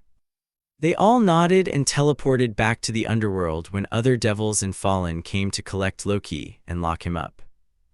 They all sat in the infirmary relaxing. After a long day, Riaz didn't want to let Issei go. She could still only see his blood on her hands. Issei, falling asleep. Relax, I'm okay, I'm not going anywhere. He fell asleep and she just listened to his heartbeat while it was beating. Some others came in to check on him, and it consisted of Ravel, Sirzechs, Grafia, and Venelana with Milikas as well as. When they walked in, they saw Riaz on his lap with the other girls just around his bed, and Kiba sat in the corner looking concerned. Sirzechs, how bad was it? We only saw the end part of the fight. Riaz, tearing up, he died. Sniff, he died in my arms. She held him again and silently cried while holding him. Venelana, keeping composure, how is he alive right now? Riaz, holding back a cry, he had 2 phoenix tears in his pocket. Sniff, I gave them to him and he was healed. Irina, trying not to cry, when I got closer to him, I healed him the rest of the way. Sniff. They looked concerned for Issei's well-being. Sirzechs, how is he now? Riaz, he's stable. Sniff. Venelana, my dear, why don't you get off him, then he can recover nicely. Riaz, tearing up, no, I don't want to let him go, he died in my arms, I'm not letting him or leaving him alone. Venelana, girls come with me, Riaz can stay. They nodded and went with her, leaving Riaz with Sirzechs. Sirzechs, Riaz. Riaz, crying, no, I'm not leaving him alone. Sirzechs, that's not what I was going to ask. I wanted to bring up the fact that I want him to relax. He's been stressed too quickly for his good. Do you think you can have him stay in the house where the rest of your peerage lives just to have a change of scenery? Riaz, calming down, sure, I'll handle it. Sirzechs nodded. He opened the door, and Ravel was still waiting for them. Sirzechs, Ravel, what can I do for you? Ravel, I want to make sure he's okay. She fidgeted with her hands, not making eye contact with Sirzechs. Sirzechs, smiling, you can go in, but I'm not sure if Riaz will let you check him. Ravel, that shouldn't be a problem, I just want to make sure he's okay. Sirzechs nodded and walked away. Ravel came closer to the bed and looked at Riaz, listening to his heartbeat with tears in her eyes. Ravel, Riaz-sama, is he okay? Riaz, I don't know. Ravel placed her hand on his chest and could feel the rhythm of his heartbeat. It was perfect, it wasn't going to stop at all. Ravel, you can relax, he's not going to leave us. Riaz, She tightened her grip on him and he subconsciously put his arm around her. Him doing this calmed her down enough to fully relax a bit, knowing he was going to be okay. Riaz, thank you for giving him those tears, he wouldn't be here if it wasn't for you. Ravel, light blush, he was determined to leave when he woke up, so I hugged him and placed them in his pocket. I hugged him. Riaz chuckled a bit and just held onto Issei. Later that night, he was awake, gently rubbing Riaz's back as she stayed in his arms. Issei, soft, I should thank Ravel for putting those tears on me. Riaz, soft, you should. Issei, Riaz, Issei, what was it like? Issei, what was what like? Riaz, dying. Issei, I wouldn't say I died yet. When I told you to only have happy tears, it was like my body turned into a capsule filled with water. I was slowly sinking to the bottom. With so much running through my head, I was getting darker. But something kept me awake long enough. It was your voice. I could hear you crying, and I couldn't do anything. I tried to get up.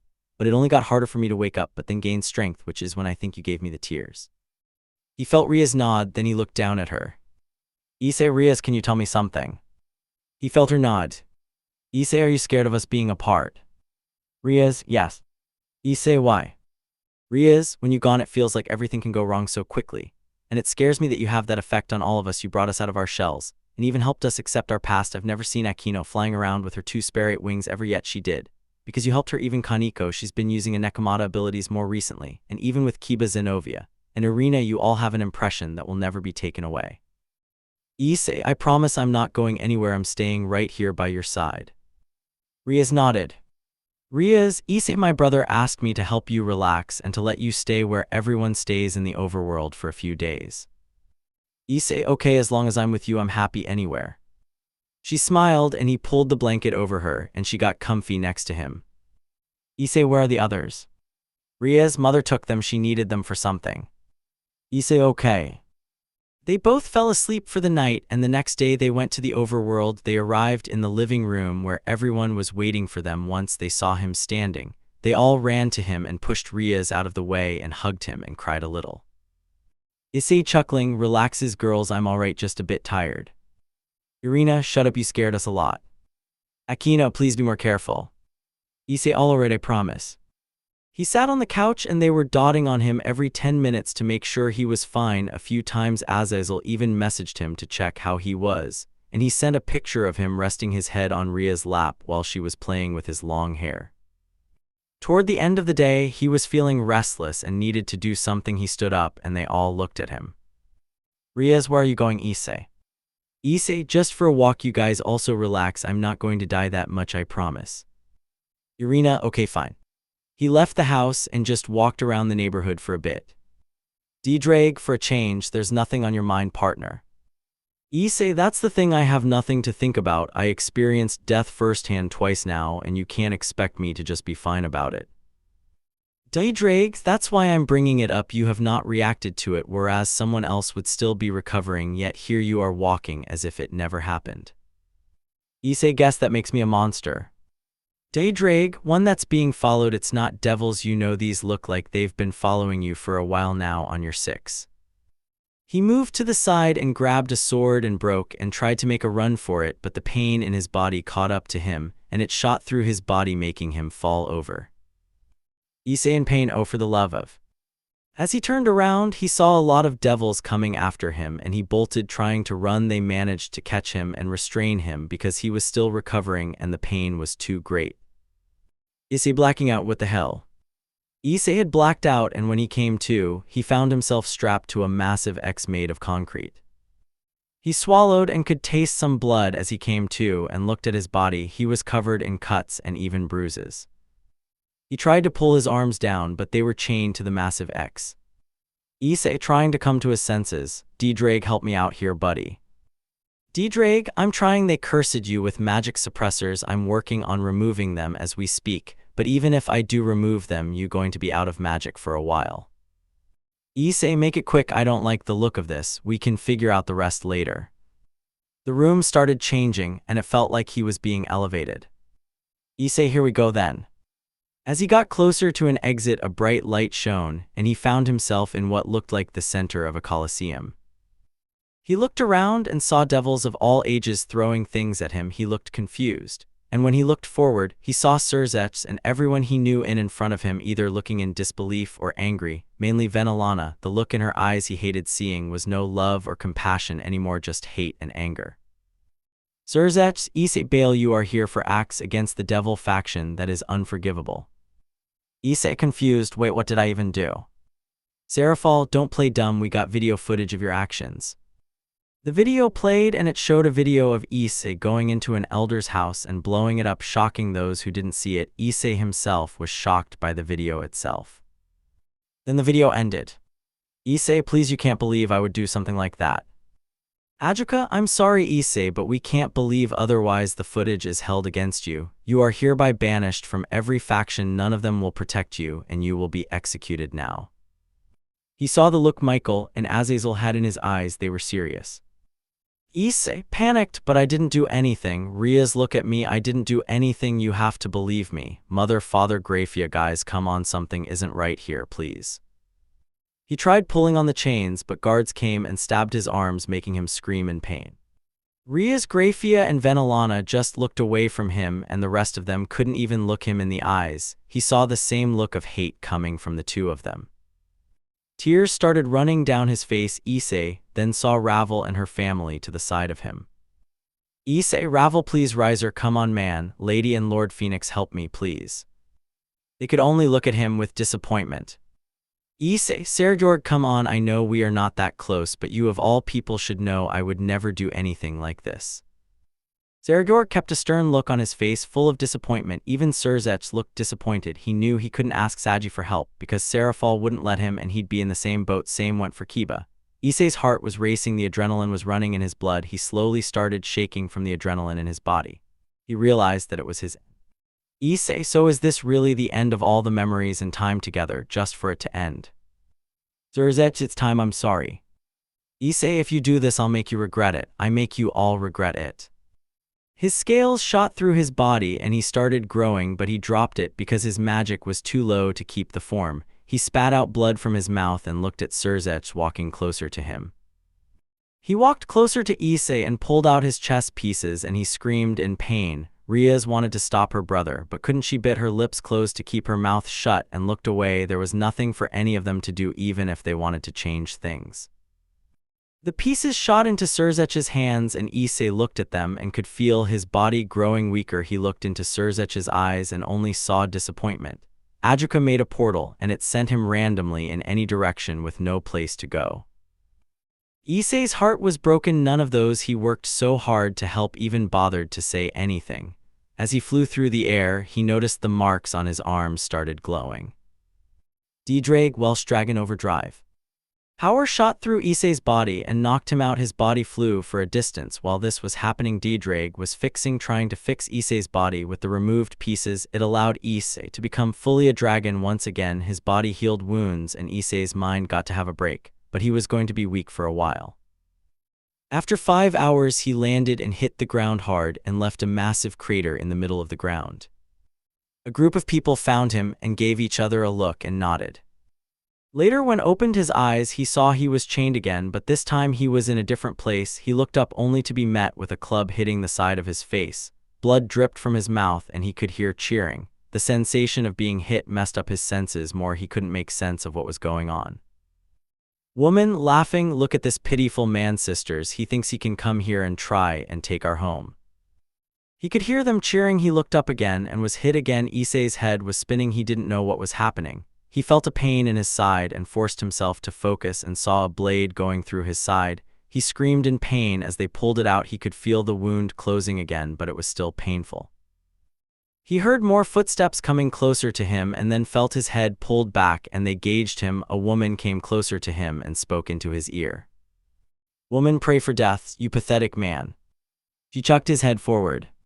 He looked around and saw he was tied to a cross and there were hundreds of women around him. This was the start of the torture that Issei had to face. It ranged from setting him alight, crucifying him, using him as a target practice with arrows, and even when the younger girls had a turn hurting him, their words rang in his ears. Waste of space, all men should die. He's so useless, can't even fight back. We need to kill him, he's worthless. Can't believe this pig came to our home. Thank goodness we got to him before he got to us so we could show him how strong we are. This is why women are better. He's so pitiful. Why doesn't he cry? He's got no pride left. So pathetic. Issei stayed quiet. He didn't care what anyone said anymore. He focused on using less energy to try and build his magic reserves. This lasted for a month. For each day, he grew and more quiet, getting water from the rain and using what he could to get a small animal in his mouth, whether it was a bug or bird or bat. He needed to eat. After the month was done, he was knocked out and then tossed into a cage. When he woke up, he saw he was in a better place. He had a chance to get a break. He sat up and he felt his sore body slowly recovering. Issei confused, soft raspy voice, where's my pants? He looked up and saw a group of women watching him with notepads. They were all just watching him with curiosity. A few of them made an eep sound, not expecting him to notice them. But he did. He stood up and they got a good look at his body and saw a girl taking notes of his body. Issei didn't pay any mind to them. He looked at his body, and it looked mainly healed and felt a bit better, but still a bit stiff. He could see all the scars on his body, and the few running across his face. He took a deep breath, trying to relax. Issei, D-Drag, what the hell happened? My body is killing me. I think I lost conscious for the last few weeks running on autopilot. D-Drag, for the past month the magic suppressors have been keeping me from fully healing you.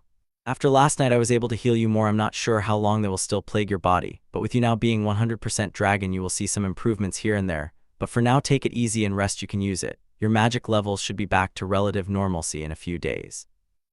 Issei nodded, then looked back at the woman watching him. Issei, soft raspy voice, can any of you tell me what happened to my clothing? His voice was soft and raspy. The woman was pleased that they heard him this badly. Oh, over there in the corner. He looked to his side and saw some clothing folded for him. He went there and got dressed. As he got to the top it was too small for him, so he left it open. He then put on the boots. Issei, soft raspy voice, can either of you tell me where I am? They looked at each other, then one stepped forward and spoke. You're on the island of woman Amazon Lily. Issei, soft raspy voice, island, are we still in the underworld? Yes we are. Why? Issei didn't expect the underworld to have oceans, lakes, sure, but oceans seemed out of the question. He tried to focus but his head hurt. Why are you here? Issei, soft raspy voice, holding his head in pain, I didn't choose to be here. I was sent here as punishment. We shouldn't talk to the prisoner. He broke the one rule the queen set in place. We will be in trouble if we continue to talk to him. A lot of women were murmuring about how it was wrong, but they won't get a chance like this again. Issei soft raspy voice, and what's that? Being a man's. Issei hit his hand against the bar in frustration. It was hard enough to make the women all jump back. His hand didn't hurt, he found more of his strength coming back. Issei soft raspy voice, lucky me, is there a way to have a small talk with your queen, or is that a no-go? That is yet to be determined. She's not here, she's on a business trip, and don't ask us questions. Issei soft raspy voice, fine then I might as well just wait. He went and sat on the bed and just relaxed. Can you answer some questions for us? Issei. He kept quiet, and after a while the woman walked away, leaving him alone. He tried to make some fire, but his magic was still too weak. He just laid down and went to sleep. Time skips 3 days. He felt himself becoming stronger. He was given clean food and water this time, but he didn't speak. He sat in silence for 3 days, not doing anything, barely moving a muscle. Issei opened his eyes and saw them sitting by his prison again. He got up and went to drink some water, washed his face, wet his hair, pushed it back, took a piece of rag and tied his hair out of his face, and that's when he saw his muscle mass coming back to him. Can you please answer some questions for us? Issei just stood up and walked closer to the bars and looked at them. Issei, fine. They all looked a bit pleased, and then they took out their notepads. What is that appendage by your lower section? Issei confused, you really don't know what it's called? No, we have not interacted or met with a man in our lives, so this is the one chance to gain some information to teach the younger girls. Issei, okay then. Issei, how can I put this lightly? Okay, you know about your reproductive system, right? They nodded. They all looked at him in horror and shock. So you mean that's made to go inside of us to make bobbies? Blushing, are they all that big? Issei, no, they are not all that big. How don't you know common knowledge about reproduction organs? All kids know it. Flustered, you mean they teach this to children? Issei, yeah, it's part of the basic education we get where I'm from. Interesting. The girls started taking notes again, and he just watched them do it. Issei, anything else? What are the marks on your body? Issei, at tattoos. What's a tattoo? Issei, oh Lord help me. He rested his head on the bars and took a deep breath. With Riaz and the girls before Issei left for his walk. As he left the room, they were happy to see him looking better. Riaz, he seems to be getting better. Irina, who maybe having him come here would have been better for him than to stay in the underworld. Zenovia, I wonder how tomorrow would be. Aquino, how are you fitting in Rosways? Rosways, content, I'm thankful that you all gave me a place to stay. After the fight against Loki, Venelana saw her crying in the lobby for Odin to come back, but it didn't look like that was going to happen, so Venelana had the girls take her in. Rosways, I do wish to talk to Issei when he comes back. It's not every day someone can pick up Emuralnir. Riaz, what do you mean? Rosways, only gods of a certain nature are allowed to pick it up, like Thor is a god with the determination to make sure that if there's a world in danger and do anything and everything in his power to fix it, that's why he can lift the hammer. Kaneko, wait, you said god, but Issei isn't a god nor anything close to that, he's just him. Riaz, she's right. A magic portal opened, and Sirzechs, Serafal, and Ajuka came out of it looking angry. Sirzechs, angry, where is he? Riaz, he went for a walk, why? Sirzechs opened a communication circle, and what he said scared and confused the girls. Sirzechs, all of you move now and arrest Issei for his crimes against the devil faction. When he made it go away, the girls all looked in shock and confusion. Riaz, why are you doing this? What did he do? Sirzechs, he attacked and killed a devil elder. All their eyes widened as he said this, then a communication circle appeared by Sirzechs. Devil, we have him in restraints, he tried to run away. Sirzechs, take him to the torture room and remove anything that could be used as evidence. Devil, as you wish. Sirzechs, Issei is being banished and executed from the supernatural world, now all of you come with us. They had no choice but to listen to all three devil kings were making them go. They didn't stand a chance to even argue about it. Once back in the underworld, they could see the state of things going on, and it was a nightmare. They made their way to the Colosseum, and then they saw Issei come out from the ground, and they saw the state he was in. After having to watch him beg for help, and they couldn't do anything but watch him suffer, and even force himself when he's weakened to fight but couldn't, Once he was sent away, that's when Riaz and all the girls with Venelana and Grafia shed a few tears while the men forced themselves not to cry. Back at the Gremory mansion, Riaz just went to her room. As she walked away, she could hear Milika's crying. She got back to her room and just placed her face in her pillow and screamed in frustration and started crying. She knows Issei didn't do anything since he was with her, but the evidence was too strong to even try and argue against it. She looked at the ring on her finger and remembered his promise to not be away from her when this happens. She walked to Issei's cupboard and noticed a lot of the clothing he had was either taken or missing. She took one of his shirts and just held it close to her while she cried herself to sleep, slowly causing her depression. Back with Issei. He was sitting in his prison cell and looked at the town where he was, seeing the stars poking up just above the mountains surrounding them. Issei, I knew this was going to happen. I have no one now. Didrag, you have me. Issei's not what I meant. I wanted a healthy family that loves me, yet when I needed them, they couldn't even look me in the eye. I'm just done. I don't think I can go back to them. Didrag, well, the process of removing the chess pieces is meant to kill the host, but since they don't know, I could fix your body and make it fully dragon, so think of this as another fresh start possibly. Issei, it's not what I wanted to hear. I was happy with everything, life was going well, then somehow a video of me killing the one elder that didn't like me gets killed by me. Wait, you don't think? Didrag, I suppose you're right, someone did something to pin it on you. As of right now, you are one of the fastest developing devils and dragons in one vessel, yet your enemies seem to have one issue with you. Issei, what's that? Didrag, when the attack started, they wanted you gone, distracted out of the picture. Perhaps this was the White One's doing. Issei, what would he gain from having me out of the picture when all he would want to do is fight me? Didrag, then perhaps his boss has something against you. Issei, let's get a starting point first. Since my aura and signature changed again, we can lay low. I think let's handle something I want to know, then we can figure it out. My Zetan can use a bit more practice, don't you think? Didrag, then lead the way. I'm with you all the way. Issei, I have your back literally. Issei, thanks, I couldn't have asked for a better partner. Chapter end.